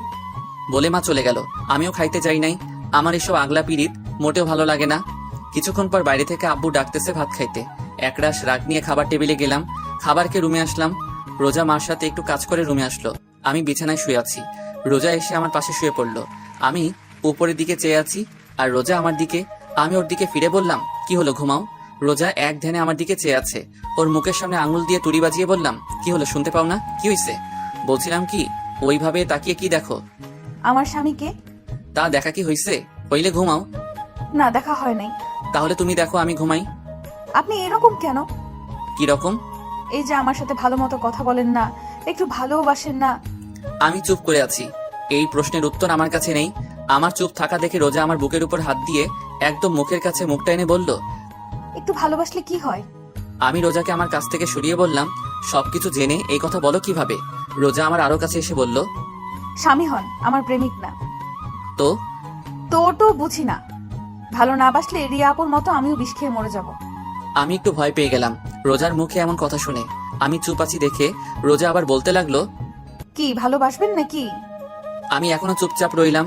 এবার রোজা আমার পেটের উপর উঠে বসলো আর পুরা ঝুঁকে ওর মুখটা আমার মুখের কাছে এনে বলল, একটু ভালোবাসেন না? আমার কাছ থেকে কোনো উত্তর না পেয়ে আমার হাতটা নিয়ে ওর মুখে আমার হাত বোলাতে লাগলো আর বলতে লাগলো, একটু আদর করেন না? আমি হাতটা ওর হাত থেকে ছিনিয়ে নিলাম আর ও সাথে সাথে আমার মুখে গলায় বুকে অগণিত চুমু দিতে লাগলো। আমি পাগল হয়ে যাচ্ছি, মন চাচ্ছে রোজার ভিতর ডুব দিতে, কিন্তু রোজা পাগলের মতো চুমু দিতে লাগলো। আমি কোনো প্রকার রেসপন্স করতেছি না। এই প্রথম কোনো মেয়ে আমাকে লিপ কিস করলো। আমি আর নিজেকে ধরে রাখতে পারি নাই। আমি কেন, অন্য যে কোনো পুরুষ নিজেকে ধরে রাখতে পারবে না এরকম সময় বিলিয়ে দিলাম নিজেকে রোজার মাঝে। ভেসে গেলাম দুজনে এক অন্য রকম সুখের জগতে। সকালে বৃষ্টির মতো টুপ টুপ করে পানি পড়তেছে মুখের উপর। চোখ মেলে তাকিয়ে দেখি রোজা গোসল করে এসেছে আর ও চুলের পানি আমার মুখের উপর ফেলতেছে। আমি রোজার দিকে চেয়ে আছি। অনেক সুন্দর লাগতেছে ওকে আজ। কিরকম কাটলো রাতটা? আমি রোজার দিকে তাকিয়ে বললাম, আমার কাছ থেকেও নিজের অধিকারটা নিয়ে নিলে? রোজা একটু রাগী লুক নিয়ে একদম আমার কাছে এসে বলল, স্বামীর কাছ থেকে স্ত্রীর অধিকার নিলাম তাতে আপনার কি? আর হ্যাঁ, আজকের পর থেকে আজ রাতে যেভাবে ভালোবাসছেন প্রতিদিন এইভাবে ভালোবাসবেন আমাকে। নইলে কি? যেভাবে রাতে অধিকার আদায় করে নিচ্ছি এইভাবেই আদায় করে নেব। বলে রোজা আমার কপালে আলতো করে একটা চুমু দিয়ে চলে গেল। দরজার সামনে দাঁড়িয়ে রোজা আবার বলল, গোসল করে তাড়াতাড়ি নাস্তা করতে আসেন। বলে চলে গেল। গোসল করে নাস্তার টেবিলে আসলাম। রোজাকে দেখে মনে হচ্ছে ও হাসি খুশি ভাবে সবার সাথে কথা বলতেছে। এরকম হাসি খুশি রোজাকে আগে পরে দেখিনি আমি। মা রোজাকে জিজ্ঞাসা করলো, কি রে রোজা, তুই তো মনে হয় আজ অনেক খুশি। রোজা মাকে ইশারায় বলল, তা জানতে পারি এত খুশির কারণ কি? তা তো বলা যাবে না আম্মু। রোজাকে মার সাথে এইভাবে কথা বলতে দেখে আমার গা জ্বলতেছে।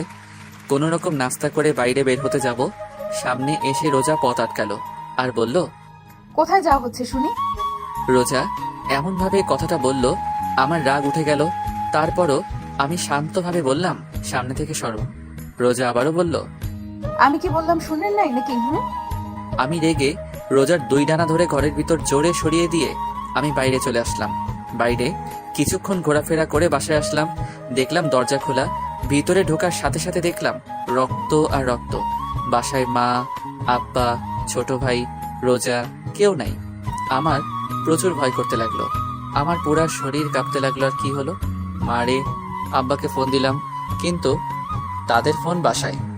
সজীবকে ফোন দিলাম। সজীব সাথে সাথে ফোন ধরে বলল, ভাইয়া তুমি কোথায়? কাঁদতে কাঁদতে কথাগুলো বলল সজীব।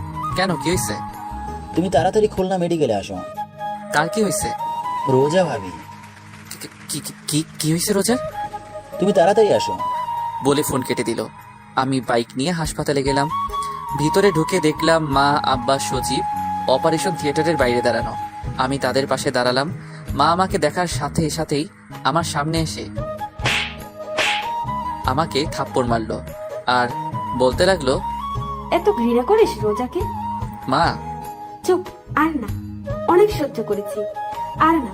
তোর মতো ছেলে আমি জন্ম দিয়েছি ভাবতেও ঘৃণা করি। তোর মতো ছেলে আমার বাড়ির কোনো স্থান নেই। জামা কাপড় নিয়ে বের হবি বাড়ি থেকে। আমি আব্বুর দিকে তাকিয়ে বললাম, আব্বু তুমি কিছু বলবা না? বাড়ি থেকে বের হয়ে আমাদের একটু শান্তিতে থাকতে দে। আমি আর কোনো কথা না বলে বাইক নিয়ে বাসায় আসলাম। বাইকটা রেখে জামা কাপড় একটা ব্যাগে নিয়ে বাসা থেকে বের হয়ে পড়লাম। কোথায় যাব জানি না। দুপুরবেলা রোদ্রের তীব্রতাপে উদ্দেশ্যহীনভাবে হাঁটতেছি রাস্তায় আর ভাবতেছি কি করলাম আমি, কি কারণে মা আব্বু বের হয়ে যেতে বললো আমাকে বাড়ি থেকে। ঢাকার একটা টিকিট কাটলাম, ঢাকা যাব। ওইখানে যে কিছু একটা করা যাবে। বাসে উঠে চলে আসলাম ঢাকা। বন্ধু মিজানের কাছে আসলাম। ও তো আমাকে দেখে পাগল। দোস্ত কতদিন পর দেখলাম তোকে? এই তো 2-3 বছর পর। হালা 4 বছরের বেশি। আচ্ছা তুই একটু রেস্ট নে, আমি আসতেছি। তোর আব্বু আম্মু কোথায়? তারা নানা বাড়ি গেছে, 5-6 দিন পর আসবে। মিজান বলেই বাইরে চলে গেল আর আমি ঘুমিয়ে পড়লাম। বিকেলে ঘুম থেকে উঠে খাওয়া দাওয়া করে আমি আর মিজান বাইরে কিছুক্ষণ ঘোরাঘুরি করে বাসায় আসলাম। ছাদে বসে মিজান এসে পাশে বসলো আর বলল, তা মামা, তোমার এই মন খারাপের কারণ জানতে পারি? মিজানকে সব বললাম। সব শুনে মিজান বলল, তা রোজার কি হয়েছে? তা তো দোস্ত আমিও জানি না রোজার কি হয়েছে। আচ্ছা, এখন তুই কি করবি? কিছু তো একটা করা লাগবে। কোনো কাজ কাম আছে তোর হাতে? এখানে তো নাই, তো খুঁজতে হবে। আচ্ছা নিচে আয়, খেয়ে ঘুমাতে হবে। তুই যা, আমি আসছি। কিছুক্ষণ পর নিচে আসলাম, খাওয়া দাওয়া করে ঘুমিয়ে পড়লাম। সকালে মিজান আমাকে ঘুম থেকে উঠিয়ে বলল, সোহান, আমি কাজে গেলাম, নাস্তা টেবিলে রেডি আছে, ভাত তরকারি ফিরে আছে, ওভেনে গরম করে খেয়ে নিস, আমি গেলাম। মিজান কাজে চলে গেল। কোনো কাজ কাম নাই, তাই আমি আবার ঘুমিয়ে গেলাম। এদিকে অপারেশনের পর রোজাকে কেবিনে দেওয়া হলো। রোজার জ্ঞান ফেরার পর আব্বু আম্মু সবাইকে দেখলো, কিন্তু সোহানকে দেখলো না। রোজা মনে মনে ভাবতেছে হয়তো কেবিনের বাইরে আছে। এইভাবে ভাবতে ভাবতে সকাল গড়িয়ে দুপুর, দুপুর গড়িয়ে রাত, সোহানের দেখা নাই। রোজার এমন অস্থিরতা দেখে মা জিজ্ঞাসা করলো, কি হয়েছে, এমন করতেছিস কেন? রোজা সহ্য করতে না পেরে কান্না করে দিল। কি রে, কি হয়েছে বলবি তো? রোজা কাঁদতে কাঁদতে বলল, উনি কই? উনি কে? আমার স্বামী। ও সোহান, ও একটা কাজে কিছুদিনের জন্য বাইরে গেছে। মা আর কোনো কথা বলল না, উঠে বাইরে চলে আসলো। আর রোজা মনে মনে ভাবতেছে, আমি হসপিটালে, তারপরও উনি চলে গেছে। আমার চাইতে কাজ বড় উনার। আসুক উনি, আর কথা বলবো না। ওনার সাথে কিভাবে নিজেকে রোজার মনে অভিমান জমতে থাকে সোহানের প্রতি। এদিকে রাতে, দোস্ত, একটা কাজ আছে, করবি? কি কাজ? ড্রাইভারি। তুই তো ড্রাইভ করতে জানিস। আচ্ছা আমি করব। কবে থেকে যাব? সকালে তুই আর আমি যে কথা বলবো, আর বেতন 15 বা 16,000 দিতে পারে। করবি তুই? শখের বসে গাড়ি চালানো শিখছিলাম, কিন্তু এখন তারপর ঘুমিয়ে পড়লাম। সকালে যে কথাবার্তা বলে কাজে লেগে গেলাম। এভাবে দেখতে দেখতে 10 দিন কেটে গেল। সোহান আর রোজার আবার বিয়ে হওয়ার কথা ছিল, কিন্তু সোহান নাই, তাই বিয়েও হয় নাই। রোজা এই 10 দিনে 1000 বারের উপর মা আব্বুকে জিজ্ঞাসা করলো সোহানের কথা। উনি কোথায় আছে, কি করে, কবে আসবে ইত্যাদি। সোহানের আব্বু আম্মু কৌশলে এড়িয়ে যায় রোজার থেকে। রোজা একা একা থাকতে পারতেছে না, দম বন্ধ হয়ে আসছে রোজার।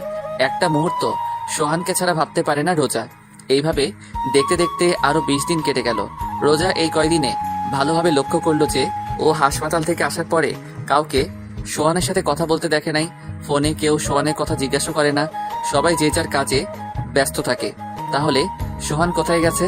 আজকে আমার জানতেই হবে সোহান কোথায়। রোজা সোজা সজীবের রুমে গেল, যে সজীবকে জিজ্ঞাসা করলো, সজীব, তোমার ভাইয়া কই?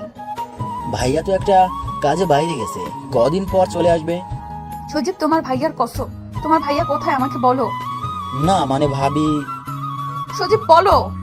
সজীব আমতা আমতা করে বলল, ভাইয়াকে বাসা থেকে বের করে দিয়েছে আব্বু আম্মু। রোজা কথাটা শুনে ধপ করে নিচে বসে পড়লো আর বলল, কেন? তোমার জন্য। আমার জন্য মানে? ওই দিন তোমাকে ধাক্কা দিয়ে ফেলে দিচ্ছিল, তাই তোমার মাথা ফেটে রক্ত পড়তেছিল। আমরা তোমাকে হাসপাতালে নিয়ে গেছিলাম। তখন ভাইয়া হাসপাতালে আসে, তখন মা আব্বা তাকে বাসা থেকে বের হয়ে যেতে বলছিল। তখন ভাইয়া চলে যায়। ভাইয়া এখন কোথায় আছে আমরা জানি না। রোজা হাউমাউ করে কান্না করতে লাগলো। রোজার চোখ থেকে কান্নার স্রোত বইতে থাকলো। রোজার কান্নার আওয়াজ শুনে সোহানের মা রুমে ঢুকলো। সজীবের দিকে তাকালো। সজীব ইশারায় মাকে বলল, সব বলে দিছি। মা আস্তে। রোজার মাথায় হাত রাখলো। রোজা ফুপিয়ে কাঁদতে কাঁদতে বলল, আম্মু ওই দিন ইনি আমাকে ধাক্কা দেয় নাই, শুধু সরিয়ে দিছে। আমার শাড়ি ওই দিন পায়ে পেঁচিয়ে গিয়েছিল, তার জন্য আমি পড়ে গেছি। সোহানের মা রোজার কথা শুনে নিশ্চুপ। কি বলবে? সে তো ভাবছে রোজাকে সোহান দেখতে পারে না, ঘৃণা করে, তাই ওই দিন ধাক্কা দিয়ে ফেলে দিছে। ওই দিন রোজাকে সোহান সরিয়ে দেওয়ার কারণে রোজার পায়ে রোজার শাড়ি পেঁচিয়ে যায় আর রোজা পড়ে যায়। মারাত্মকভাবে আঘাত হয় রোজার, তাই অনেক রক্তক্ষরণ হয়। এত রক্ত দেখে সোহানের মা ভয় পেয়ে যায়। লজ্জা, ঘৃণা, রাগে, অভিমানে ওই দিন সোহানকে বাড়ি থেকে বের হয়ে যেতে বলে সোহানের মা, সাথে সোহানের আব্বুও। কিন্তু সোহান সত্যি চলে যাবে এটা তারা ভাবতেও পারেনি। তারপর যখন চলে গেছে তাদের এক বিন্দু আফসোস হয় নাই সোহানের জন্য, কিন্তু এখন হচ্ছে আফসোস রোজার কথা শুনে। কেন যে ওই দিন সোহানকে যেতে বলল? সোহানের মা রোজার মাথায় হাত বুলাতে বুলাতে বলল, চলে আসবে সোহান। রোজা অনবরত কান্না করতেছে। রোজা ফুপিয়ে ফুপিয়ে কান্না করতে লাগলো আর বলতে লাগলো, আম্মু আমি ওনার জীবনে আসার পর উনি কষ্ট ছাড়া আর কিছুই পায় নাই। তুই শুধু শুধু নিজেকে দোষ দিচ্ছিস। না আম্মু, আমার কারণে ওনার ভালোবাসার মানুষকে হারালে, আমার কারণে আজ উনি ওনার পরিবার ছাড়া। আম্মু আপনার পায়ে পড়ি, আমার কাছে আমার স্বামীর আইনা দেন আম্মু। রোজার এইভাবে কান্না করতে দেখে সোহানের মারও কান্না চলে আসে। সোহানের মা কান্না করতে করতে বলল, তোর স্বামীরে যেভাবে হোক তোর কাছে এনে দেবো মা, তুই একদম ভেঙে পড়বি না। রোজার আজ অনেক কষ্ট হচ্ছে, মনে মনে ভাবছে কি দিলাম আমি ওনাকে? ওনারে কিছু দেওয়ার আগেই ওনার কাছ থেকে অজান্তে সবকিছু কেড়ে নিলাম। সোহানের আব্বু আম্মু ছোট ভাই খোঁজ খবর শুরু করে দিছে সোহান কোথায় আছে, কিন্তু তারা সোহানের কোনো খবর পায় নাই। সোহানের সব বন্ধু বান্ধবের কাছে গেছিল, কিন্তু তারাও কেউ সোহানের খবর জানে না। সোহানের আব্বু আম্মু সারাদিন খোঁজে রাতে বাসায় আসলো, দরজায় কড়া নাড়লো, সাথে সাথে রোজা দরজা খুললো। আজ সারাদিন রোজা দরজার পাশে বসেছিল, কখন নিয়ে আসবে সোহানকে আব্বু আম্মু। কিন্তু দরজা খুলে সোহানের আব্বু আম্মুর মুখ কালো দেখে রোজা কান্না করতে লাগলো আর বলতে লাগলো, আম্মু আমার স্বামী কই? মা কি বলবে, তার কাছে কোনো উত্তর নাই। তারপরও কোনো রকম ভাবে রোজাকে বলল, দেখ মা, তুই কোনো চিন্তা করিস না, আমি যেভাবে হোক তোর স্বামীকে তোর কাছে ফিরিয়ে দেবো। রোজা মাকে জড়িয়ে ধরে কান্না করতে লাগলো। আম্মু আমি এত কষ্ট সইতে পারতেছি না, ওনারে ছাড়া আমার দম বন্ধ হয়ে আসে। মা রোজাকে বলল, একটু ধৈর্য ধর। আর কত আম্মু, এতদিন তোমরা আমারে কেন মিথ্যা বলছো যে উনি কাজে গেছে? তুই অসুস্থ ছিল আর আমি জানি তুই সোহানকে ভালোবাসিস। তুই যদি জানতি সোহান চলে গেছে তাহলে তুই কষ্ট পাবি, ভেঙে পড়বি, তাই বলিনি। কিন্তু আমি তোকে ওয়াদা করতেছি সোহানকে তোর কাছে এনে দেবো যেভাবে হোক। এদিকে সোহান একটা আলাদা রুম নিছে, এখন একা একা মাঝে মাঝে মিজান এসে দেখা করে যায়। আমি সকাল 10টায় কাজে যাই আর বিকাল 4 বা 5টায় বাসায় আসি। এসে রান্না বান্না করে একটু বাইরে ঘোরাফেরা করি, তারপর খাওয়া দাওয়া করে ঘুম। রিয়ার কথা আমার অনেক মনে পড়ে, রোজার কথাও মনে পড়ে। রাতে ঘুমানোর সময় রোজার সাথে আমার বিয়ে হওয়ার পর ওর এক একটা রাত আমার আলাদাভাবে কাটছে। কোনোদিন রোজা রাগ করে থাকতো, কোনোদিন কান্না করতো, কোনোদিন জড়িয়ে ধরে শুয়ে থাকতো, কোনোদিন আবার অভিমান করতো। আবার কোনো একদিন রাতে অনেক ভালোবাসা দিছিল আমাকে রোজা। জানি না ওই দিন রোজার কি হয়েছিল, বেঁচে আছে না মারা গেছে তাও জানি না। মাঝে মাঝে ফোনটা অন করতে মন চাই, মা আব্বুর সাথে কথা বলতে মন চাই এখনই বাড়ি যাই। কিন্তু যখনই বাড়ি যেতে মন চাই তখনই আব্বুর ওই কথা মনে পড়ে, আমাদের একটু শান্তিতে থাকতে দে। তারা কি বোঝে না তাদের ছেড়ে থাকতে আমার কত কষ্ট হয়, কত খারাপ লাগে। কাউকে কিছু বলতেও পারি না, সইতেও পারি না। এভাবে দেখতে দেখতে আরো 1 মাস কেটে গেল। অনেক খোঁজ করছে সোহানকে, সোহানের আব্বু আম্মু কিন্তু কোথাও সোহানকে পাই নাই। রোজা খাওয়া দাওয়া ধরতে গেলে ছেড়ে দিয়েছে, 1 বেলা খাইতো 2 বেলা খায় না, তাও সোহানের মার জোড়াজড়িতে খাই। ঠিক মতো ঘুমিয়ে আসে না, ওর কাঁদতে কাঁদতে রাত পার করে। চোখের নিচে দেখে মনে হয় কেউ পাতিল থেকে কালি দিয়ে লাগিয়ে দিছে চোখের নিচে। রোজার এমন অবস্থা সইতে পারে না সোহানের মা শাড়ির আঁচলের আড়ালে মুখ চেপে বোবা কান্না করে। রোজা না খেতে অজ্ঞান হয়ে পড়ে। ডাক্তার ডাকার পর, ডাক্তার চেক আপ করার পর সোহানের মাকে বলে, মিষ্টি খাওয়ান। মানে আপনি দাদি হতে চলেছেন। মা আব্বু এই কথা শুনে খুশিতে কান্না করে দিল। রোজার জ্ঞান ফেরার পর রোজার জন্য খাবার আনলো মা। ভাত মাখতে মাখতে মা বলল, এখন থেকে আর না খেয়ে থাকবি না, কারণ এখন আর তুই একা না, বুঝলি? মানে আম্মু, আর আমি এখন ভাত খাবো না? চুপচাপ খা, নইলে আমার দাদু ভাই কষ্ট পাবে। দাদু ভাই মানে? আরে পাগল, তোর গর্বে তোর স্বামীর সন্তান। রোজার পেটের উপর হাত দিয়ে অবাক চোখে সোহানের মায়ের দিকে চেয়ে আছে। সোহানের মা ইশারায় মাথা নাড়িয়ে রোজাকে হ্যাঁ বলল। রোজা ঢুকরে কেঁদে উঠল। সোহানের মা বাম হাত দিয়ে রোজাকে জড়িয়ে ধরে বলল, এখন থেকে আর তুই নিজেকে নিজে কষ্ট দিবি না।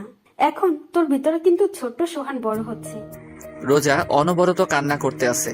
আস্তে আস্তে রোজাকে ভাত খাওয়ানোর পর রোজাকে শুইয়ে দিয়ে সোহানের মা চলে আসলো। রোজার বিছানায় শুয়ে শুয়ে একা একা বলতেছে, কোথায় আপনি? আমার কথা কি আপনার মনে পড়ে না? আমি কি করছি, আমাকে এভাবে কেন কষ্ট দেয়? আমারও নিয়ে যাইতেন আপনার সাথে, আমার ভালো লাগে না আপনারা ছাড়া। আপনি কেন বোঝেন না? পাগলের মতো একা একা কথা বলতে থাকে রোজা। এভাবে দেখতে দেখতে আরো 1 মাস চলে গেল। রোজা এখন নিজেকে একটু শক্ত করছে, কারণ তার স্বামীর সন্তান তার গর্ভে। বিয়ের পর সোহানকে কিছুই দিতে পারে নাই রোজা, তাই সোহান যে দিন আসবে সেদিন সোহানকে সোহানের সন্তান দেবে। সোহানের মা সারাদিন রোজার আশেপাশে থাকে, রোজাকে কোনো কাজ করতে দেয় না। রোজার কখন কি প্রয়োজন রোজার বলার আগে এনে দেয়, কিন্তু সোহানকে এনে দিতে পারল না। সোহানের মা অনেক কবিরাজের কাছে গেছে সোহানকে ফিরে আনানোর জন্য। কবিরাজরা তাবিজ তুবিজ দিছে, কিন্তু তাতে কোনো কাজ হয় নাই। রিয়ার আম্মু কিভাবে সোহানের বিয়েটা হয়েছে সেটা জানার পর রোজাকে দেখতে আসছিল। কিন্তু ওনার ভুলটা বুঝতে পারে যে এই বিয়েতে সোহানের কোনো মত ছিল না। শুধু সোহানের আব্বু আম্মুর জন্য দায়ী করে বিয়েটা করছে। রোজা এতিম জেনে রোজাকে রিয়ার স্থান দেয় রিয়ার মা। রোজাকে মেয়ে হিসেবে মেনে নেয় রিয়ার মা সোহানের আম্মুকে বলে সোহান যেদিন আসবে তার পরের দিনই রোজাকে আমাদের বাড়ি থেকে অনুষ্ঠান করে উঠিয়ে দেবে সোহানের ঘরে। একটু হলেও শান্তি বিরাজ করতেছিল সোহানের ঘরে, কিন্তু এদিকে সোহান কাজে যায়, খায় দায়, ঘুমায়। এখন রিয়ার চাইতে রোজাকে বেশি মনে পড়ে, কেন জানি না মন চায় রোজার কাছে যাইতে। মাঝে মাঝে মনে হয় রোজা আমাকে ডাকতেছে। কি মনে করে আজ ফোনটা অন করলাম, হাজার হাজার SMS, মিসড কল, মা, আব্বু, সজীব, ইমন, আরো কিছু বন্ধুদের মিসড কল আসছে। খুব বেশি অবাক হলাম রিয়ার মার মিসড কল দেখে। ফোনটা হাতে নিয়ে এইসব SMS গুলা দেখতেছিলাম। এরই মধ্যে সজীবের ফোনটার দিকে এক ধ্যানে তাকিয়ে আছি। দেখতে দেখতে ফোনটা কেটে গেল, ধ্যানটাও ভেঙে গেল। আবার ফোন সজীবের, রিসিভ করলাম। হ্যালো ভাইয়া তুমি কোথায়? আমি নিশ্চুপ, কোনো কথা বলতেছি না। সজীব হ্যালো হ্যালো বলেই যাচ্ছে। মা মা মা, ভাবি ভাবি, ও ভাবি। কি হয়েছে? ফোনের ওপাশে থেকে এই কথাগুলো শুনে ফোনটা কেটে দিলাম। কেন জানি না মার কণ্ঠস্বরটা শুনে মনটায় কি রকম একটা শান্তি লাগতেছে। ফোনটা অফ করে ঘুমিয়ে পড়লাম। এদিকে সোহানের ফোন অন পেয়ে সজীব অনেক খুশি হয়, কিন্তু সজীবের খুশি মাটি চাপা পড়ে যায় সোহান ফোন কেটে দেওয়াতে। সজীবের সামনে মা ভাবি দাঁড়িয়ে আছে, জিজ্ঞাসার দৃষ্টিতে তাকিয়ে আছে সজীবের দিকে। সজীব শান্তভাবে বলল, ভাইয়ার ফোন অন পাইছিলাম, ফোন ধরে হ্যালো বলে কেটে দিল, এখন ফোন বন্ধ বলতেছে। রোজা মুখটা আড়াল করে কান্না করে দৌড়াতে দৌড়াতে রুমে চলে গেল। বিছানার উপর লাফ দিয়ে শুয়ে কান্না করতে লাগলো। সোহানের মা দরজার আড়াল করে দাঁড়িয়ে রোজার এমন কান্না দেখে। দেখা ছাড়া যে তার আর কিছুই করার নাই। রিয়ার আব্বু আম্মু, সোহানের আব্বু আম্মু, সজীব সোহানের কিছু খালাতো ভাই মিলে সোহানকে খুঁজছিল, কিন্তু কোথাও পেল না। খুঁজলো বলতে সোহানের সব বন্ধুদের বাসায় আরো টুকটাক জায়গায়। রাতে সবাই বাসায় আসলো খালি হাতে। দরজা খুলে যখন দেখে সোহান নাই, নিমিষেই মুখটা অন্ধকার হয়ে যায় রোজার। এভাবে দেখতে দেখতে আরো কিছুদিন কেটে গেল। একদিন সকালে ইমন আসলো সোহানের বাসায়, দরজায় কড়া দিয়ে দাঁড়িয়ে আছে। সোহানের আম্মু এসে দরজা খুললো। ইমনকে দেখেই বলল, আরে ইমন, আয় ভিতরে আয়। ইমন ভিতরে যেয়ে বসলো। তুই বস, আমি চা নিয়ে আসি। না খালা, চা খাবো না, একটু আগে খেয়েছি। আগে বলেন সোহানের কোনো খোঁজ পাইলেন? না, এখনো কোনো খোঁজ খবর পাই নাই। তুই জানিস সোহান কোথায়? জানি না কোথায় আছে, কিন্তু কার কাছে আছে সেটা জানি। ইমনের কথা শুনে মার চোখ ভিজে উঠল। ভেজা ভেজা চোখে ইমনকে জিজ্ঞাসা করলো, কার কাছে আছে আমার সোহান? খালা, মিজান থাকতো না আপনাদের বাসার বাসায়?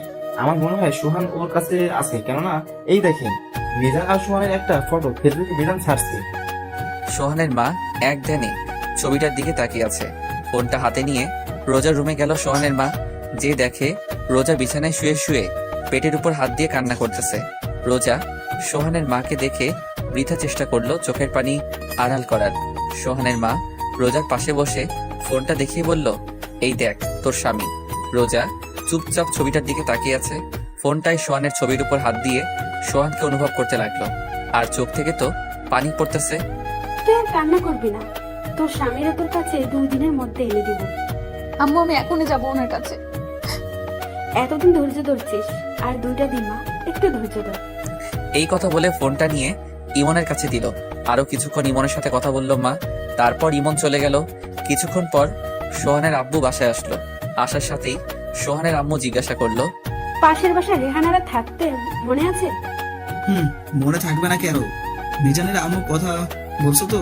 হুম, তারা তো 4 বছর আগে এখান থেকে চলে গেছে, তো এখন কি? আমাদের সোহান ওখানে। কি? তোমার ডায়েরিতে নাম্বার আছে, ফোন দাও রোহানকে। তুমি জানলে কেমন করে?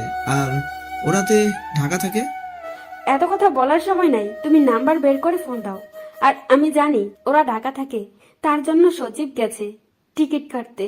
তুমি শুধু ফোন দিয়ে জিজ্ঞাসা করো ঢাকা কোথায় থাকে সোহান। মিজানের মার সাথে কথাবার্তা বলে রওনা হলো ঢাকার উদ্দেশ্যে।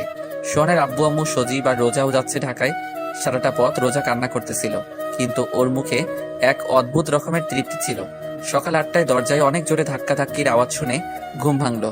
ঘুম ঘুম চোখে দরজা খোলা মাত্রই কেউ একজন ঝাপটে করে জড়িয়ে ধরলো। সামনের দিকে তাকিয়ে দেখি মা, আব্বু, সজীব দাঁড়িয়ে আছে, আর রোজা আমাকে জড়িয়ে ধরে কান্না করতে লাগলো। রোজাকে নিজের থেকে ছাড়িয়ে নিতে যাব, তখনই মা ইশারায় বলল, ওকে রুমে নিয়ে যেতে। রোজার কানের কাছে মুখ নিয়ে বললাম, ছাড়ো, সবাই দেখতেছে। রোজা কোনো কথা বলতেছে না, আমাকে জড়িয়ে ধরে কান্না করতেছে। রোজাকে জড়িয়ে ধরা অবস্থায় রুমে নিয়ে আসলাম। ওকে বিছানায় বসাতে যাব, রোজা আরো আমাকে ঘুরিয়ে বিছানায় ফেলে আমার বুকে মাথা দিয়ে কান্না করতেছে। ওর এমন কান্না দেখে নিজের কাছে অনেক খারাপ লাগতেছে। আমি রোজাকে বললাম, কান্নাটা থামাও, আমার শার্ট ভিজে যাচ্ছে। রোজা আমার কথার কোনো উত্তর না দিয়ে আমাকে আরো জোরে জড়িয়ে ধরে কান্না করতে লাগলো। রোজা প্লিজ কান্নাটা থামাও। রোজা কোনো কথা না বলে আমার হাতটা ওর পেটের উপর রাখলো। চলো চলো চোখে তাকিয়ে আছে রোজা। আমার বুঝতে বাকি না রোজা পেটের উপর হাত দিয়ে কি বোঝাতে যাচ্ছে। আমি খুশিতে ওর কপালে একটা গভীর চুমু খাই।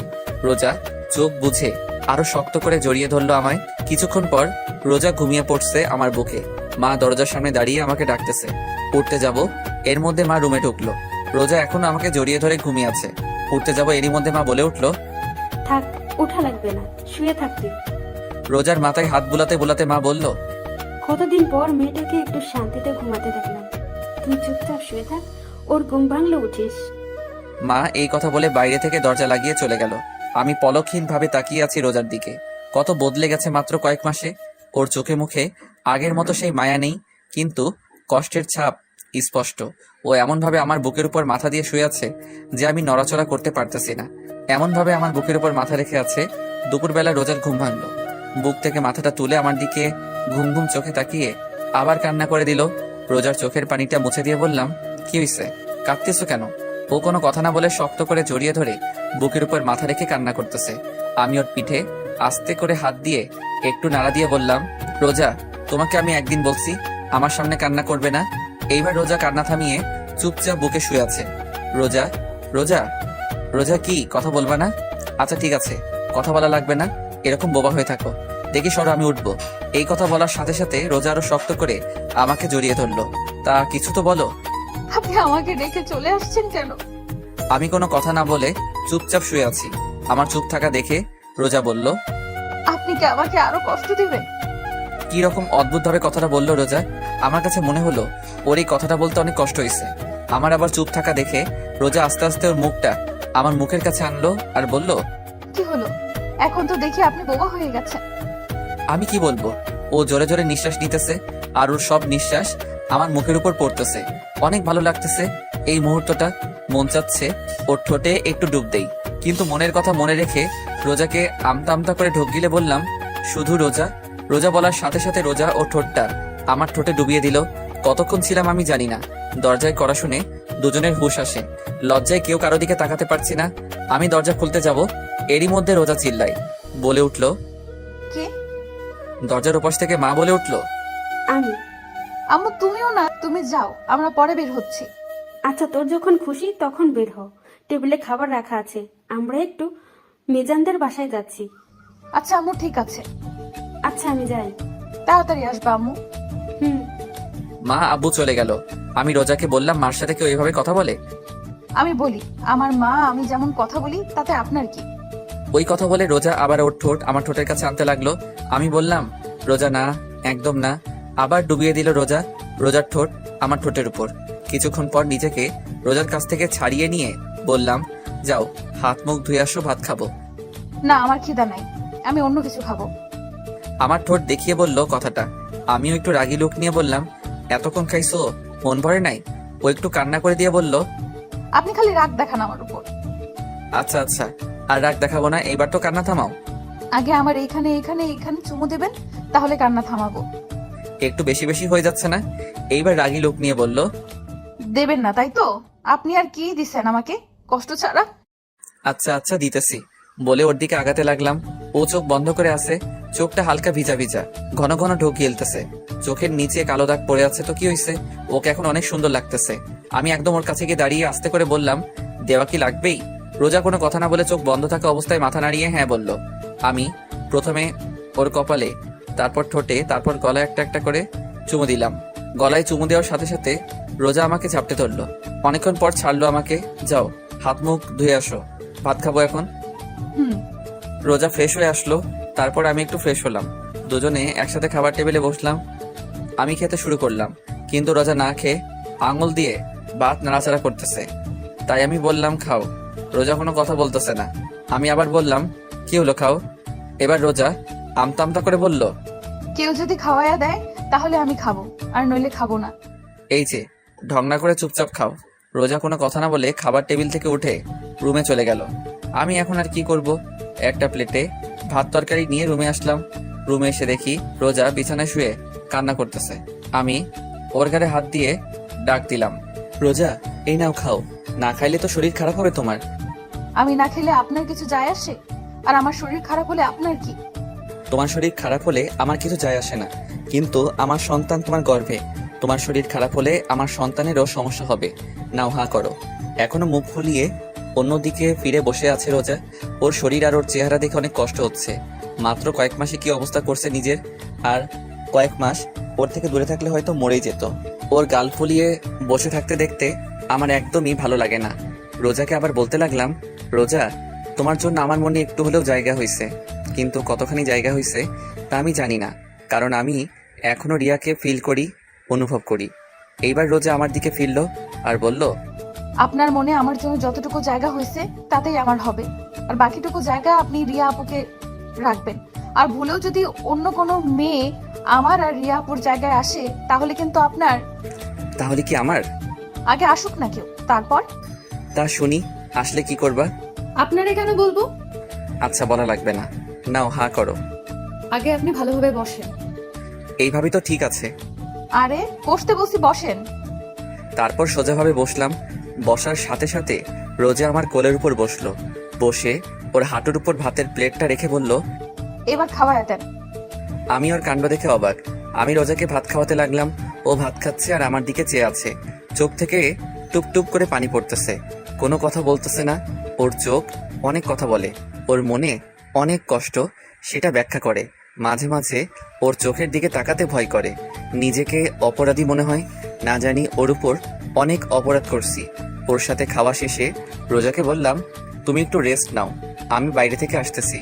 বলার সাথে সাথে রোজা আমার হাতটা ধরে ওর পেটের উপর রাখলো। আমি অবাক চোখে ওর দিকে তাকিয়ে আছি। ও চোখ বুজে আছে, জোরে জোরে নিঃশ্বাস নিচ্ছে। কিছু বলবে হয়তো, কিন্তু সাহস পাচ্ছে না। ওর নীরবতা দেখে আমি বললাম, কিছু বলবা? রোজা মাথা নাড়িয়ে হ্যাঁ বলল। আমি ওকে একটু সময় দিয়ে বললাম, আচ্ছা বলো কি বলবা। আমার যে হাতটা রোজার পেটের উপর ছিল, ওই হাতটা আরেকটু জোরে চেপে ধরলো পেটের উপর আর বলল, আপনার সন্তানের কসম কেটে বলেন আপনি আর আমাকে রেখে কোথাও যাবেন না। আমি চুপচাপ ওর দিকে চেয়ে আছি, আর ও করুণ চোখে আমার দিকে চেয়ে আছে। আমি ওর দিকে চেয়ে আছি। কি হলো বলুন? আমার কাছ থেকে কোনো উত্তর না পেয়ে আমার হাতটা ছেড়ে দিয়ে বিছানায় শুয়ে কান্না করতেছে। আমি ওর পাশে বসে আছি আর ও শুয়ে অন্যদিকে ফিরে কান্না করতেছে। আমি ভাবতেছি রোজাকে এখন কি বলবো। রোজা আমার কাছে থাকলে রিয়ার কথা মনে পড়ে যায় যে এখানে রিয়ার থাকার কথা ছিল। রোজা এসে ভাগ বসাইছে। আবার রোজা আমার কাছ থেকে দূরে থাকলে রোজাকে কাছে পেতে মন চায়। আমি আস্তে করে রোজার পিঠে হাত দিয়ে ডাক দিলাম, রোজা, রোজা দেখি এদিকে ফেরো। রোজা তারপরও চুপ করে আছে। ওকে একটু জোর করে আমার দিকে ফিরিয়ে ওর পেটে হাত দিয়ে বললাম, যদি তুমি ধরে রাখতে পারো তাহলে আজীবন তোমার সাথে থাকবো। রোজা ছলো ছলো চোখে আমার দিকে চেয়ে আছে। আমি বললাম, কি হলো, পারবা তো? পারবো মানে? ইনশাল্লাহ পারবো। পারলেই ভালো। রোজা শোয়া অবস্থায় ওর হাত দুটি মেলে আমাকে ওর কাছে ডাকতেছে। ওর ডাকে সাড়া না দিয়ে কোনো উপায় নাই, আস্তে করে জড়িয়ে ধরলাম। ও আমার ঘাড়ে মুখ বুজে কান্না করতেছে। আমি ওর কানের কাছে আমার মুখটা নিয়ে বললাম, এত পানি তোমার চোখে কোথা থেকে আসে? ও আমার কানের কাছে মুখ নিয়ে আস্তে আস্তে করে বলল, কোথা থেকে আসে জানি না, কিন্তু আমার চোখে পানি আপনার জন্য আসে। মানে? মানে আবার কি, ভালোবাসি তাই। আপনার একটুখানি অবহেলা আমাকে অনেক অনেক কষ্ট দেয়। আমার মুখের ভাষা মনে হয় রোজা কেড়ে নিয়েছে। কি বলবো আমি, কি বলা উচিত এখন আমার জানা নাই। একটা কথা বলবো? বলো। রাগ করবেন না তো? আরে বলো তো। আপনি শুধু রাগ করেন কেন? আমি ওকে ছেড়ে দিয়ে বসে নরম সুরে বললাম, কি বলবা বলো। রোজা উঠে আমার পাশে বসে ওর দুই হাত আমার গলায় রেখে আহ্লাদি সুরে বলল, ওই দিন কিভাবে অধিকার আদায় করছি মনে আছে? আমি আমতা আমতা করে বললাম, কোন দিন? বলার সাথে সাথে রোজা আমাকে ধাক্কা দিয়ে বিছানায় ফেলে আমার উপর উঠে বসে বলল, এবার মনে পড়ছে কোন দিন? আমি আবার বললাম, কোন দিন? এইবারও আমার শার্টের বোতাম একটা খুলে আরেকটায় হাত দিয়ে বলল, এখনো মনে পড়ে নাই? পড়ছে, মনে পড়ছে। তাহলে এতক্ষণ ঢং করলেন কেন? না মানে। তাহলে শুরু হয়ে যাক। কি? কি মানে? বলেই মুখে কিস করতে লাগলো। এরই মধ্যে দরজা খোলার শব্দ শুনলাম। মনে হয় মা আব্বু আইছে। এদিকে রোজা পাগল হয়ে গেছে। রোজাকে বললাম, মা আইছে, সরো। রোজা কোনো কথা না বলে ওর কাজ করতেছে। রোজাকে এক প্রকার জোর করে নিজের থেকে ওকে ছাড়িয়ে বাইরে আসলাম। বাইরে আসার সাথে সাথে মা ঘরের ভিতর ঢুকতেছিল। আমারে বের হতে দেখে মা বলল, রোজা কই? আমি বললাম, আসছো সেই সকালে, আমাকে একবারও জিজ্ঞাসা করছো আমি কেমন আছি? তুই কেমন আছিস আমার জানা লাগবে না। আমার নাতির মা কেমন আছে, কেমন থাকবে সেটা জানলেই চলবে আমার। দেখি সর, আর রোজা কোথায়? রুমে আছি। রুমে যেতে যেতে বলল, রাত 8টায় বাসায় খুলনা যাব, রেডি থাকিস, মিজান টিকিট কাটতে গেছে। তারপর আব্বুর সাথে টুকটাক কথা বললাম। আব্বু একটু ইমোশনাল হয়ে বলল, তখন রাগের মাথায় এইসব বলছি, আরো অনেক কথা ইত্যাদি। তারপর ছোট ভাই সজীব, সেও সেম একটু ইমোশনাল হইয়া কথা বলল, একটু কান্নাও করলো। কিন্তু আমার মা, সে তো রোজার ভক্ত, আমি তার ছেলে, সে তো ভুলিয়েই গেছে। রাতে মিজানের কাছে থেকে বিদায় নিয়ে খুলনা রওনা দিলাম। আমার আর রোজাকে পিছনের সিটে দেওয়া হলো। মা আব্বু আমাদের থেকে 4-5 সিট আগে, আর তার আগে সজীব। রোজা জানালার পাশের সিটটাই বসছে। গাড়ি চলছে তার আপন গতিতে। রোজা ওর 2 হাত দিয়ে আমার 1 হাত জড়িয়ে ধরে আছে। রোজার মাথাটা আমার ঘাড়ের উপর। জানালা থেকে বাতাস ঢুকতেছে, আর সেই বাতাসে রোজার কিছু চুল আমার মুখের উপর পড়তেছে। অনেক ভালো লাগতেছে আমার। রোজার চুলে এক অদ্ভুত রকমের ঘ্রাণ আছে, কি রকম একটা মাতাল করা ঘ্রাণ। প্রায় মধ্যরাত, তখন আশেপাশে প্রায় মানুষ ঘুমে, আবার কেউ কেউ মোবাইলে ব্যস্ত। আর আমি চেয়ে আছি রোজার দিকে।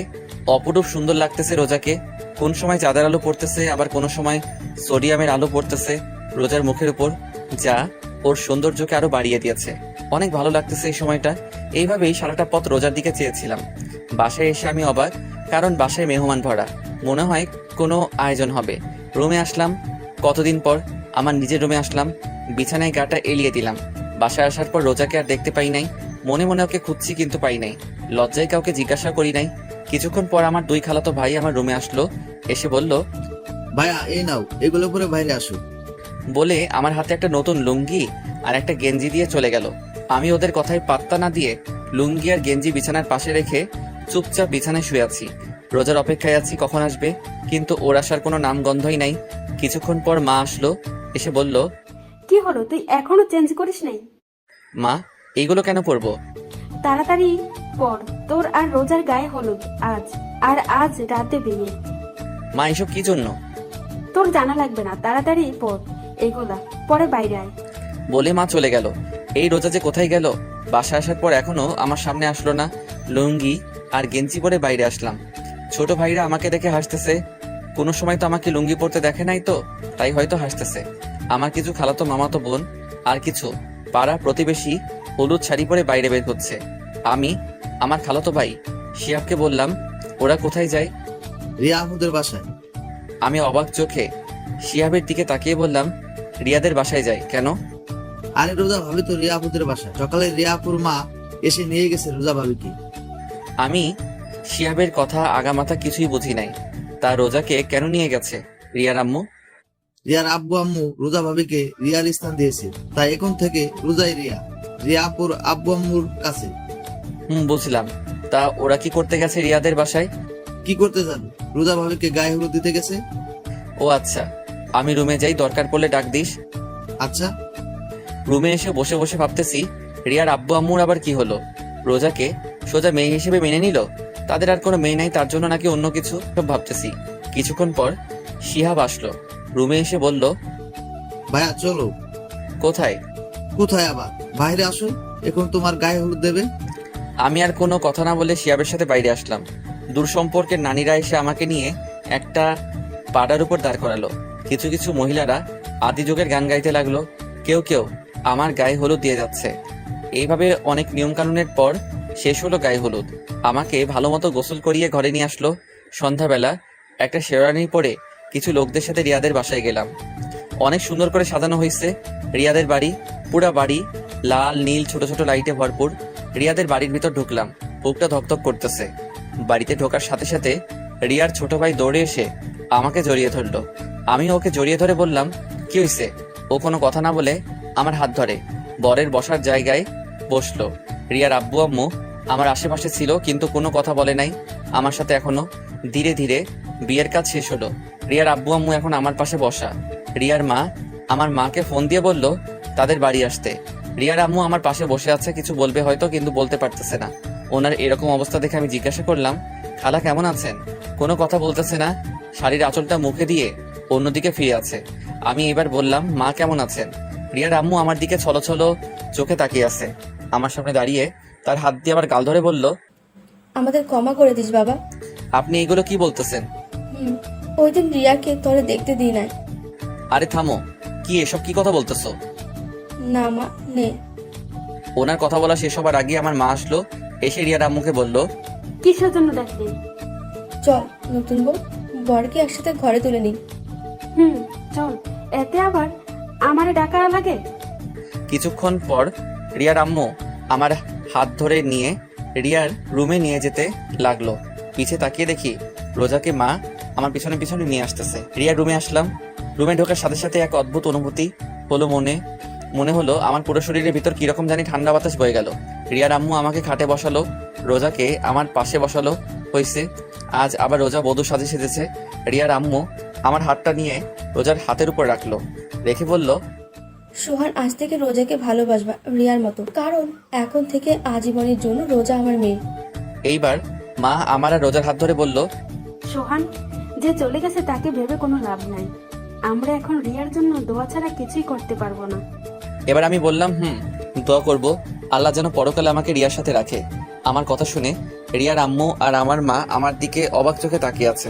রোজার দিকে তাকিয়ে দেখলাম মাথা নিচু করে মুখ কালো করে আছে। রোজার মুখ কালো দেখে রিয়ার আম্মু রোজার থুতনি ধরে রোজাকে বলল, ও ওর ভালোবাসার মানুষকে চাইছে, আল্লাহর কাছে তুইও আল্লাহর কাছে তোর স্বামীরে চাইবি। রোজা শুধু মাথা নাড়িয়ে ঠিক আছে বলল। আরো অনেক কথা বলে রিয়ার মা আর আমার মা আমাকে রোজাকে রেখে বাইরে থেকে দরজা আটকে চলে গেল। আমি আর রোজা দুজনে চুপচাপ বসে আছি, কেউ কোনো কথা বলতেছি না। আমি আস্তে করে বিছানায় শুয়ে পড়লাম। রোজা এখনো খাটে বসা। অনেকক্ষণ হয়ে গেল, রোজা এখনো চুপচাপ বসে আছে। আমি রোজাকে বললাম, কি হলো, ঘুমাবা না? চুপচাপ আমার দিকে চেয়ে আছে। আমি আমার দুহাত মেলে বললাম, কি হলো, আসো। আমার দুহাত মেলা দেখে রোজা আমার বুকের উপর ঝাঁপিয়ে পড়লো। চুপচাপ বুকের উপর শুয়ে আছে, কোনো কথা বলতেছে না। রোজা রোজা রোজা কি হয়েছে? মন খারাপ? না। তাহলে আপনি আমাকে ভালোবাসবেন তো? ভালো না বেশি উপায় আছে? শত হলেও তুমি আমার ভবিষ্যৎ সন্তানের মা। আগে বলেন, ভালোবাসবেন তো? বাঁচতে পারি, একটা শর্ত আছে। কি কি শর্ত বলেন, আমি সব মানতে রাজি আছি। আমাকে তুমি করে বলতে হবে, তাহলেই হবে। আচ্ছা ঠিক আছে। রোজা বলো। আজকে আমাদের কি রাত? কি রাত? আজকে আমাদের বাসর রাত। তা কিছু হবে না? মুখটা তুলে আমার দিকে তাকিয়ে, যা দুষ্টু বলেই রোজা আমার বুকে ঝাঁপিয়ে পড়লো। আর শুরু হলো সোহান আর রোজার নতুন ভাবে পথ চলা। কিন্তু রিয়া থেকে যাবে আজীবন সোহানের হৃৎপিণ্ডে। গল্পটা কেমন হলো প্লিজ জানাবেন। আর যারা পরবর্তী পার্ট গল্প পেতে আমাদের চ্যানেলটি সাবস্ক্রাইব করে পাশে থাকা বেল আইকনটি বাজিয়ে দিন। সবাই ভালো থাকবেন, সুস্থ থাকবেন। দেখা হবে পরের গল্পে। আল্লাহ হাফেজ।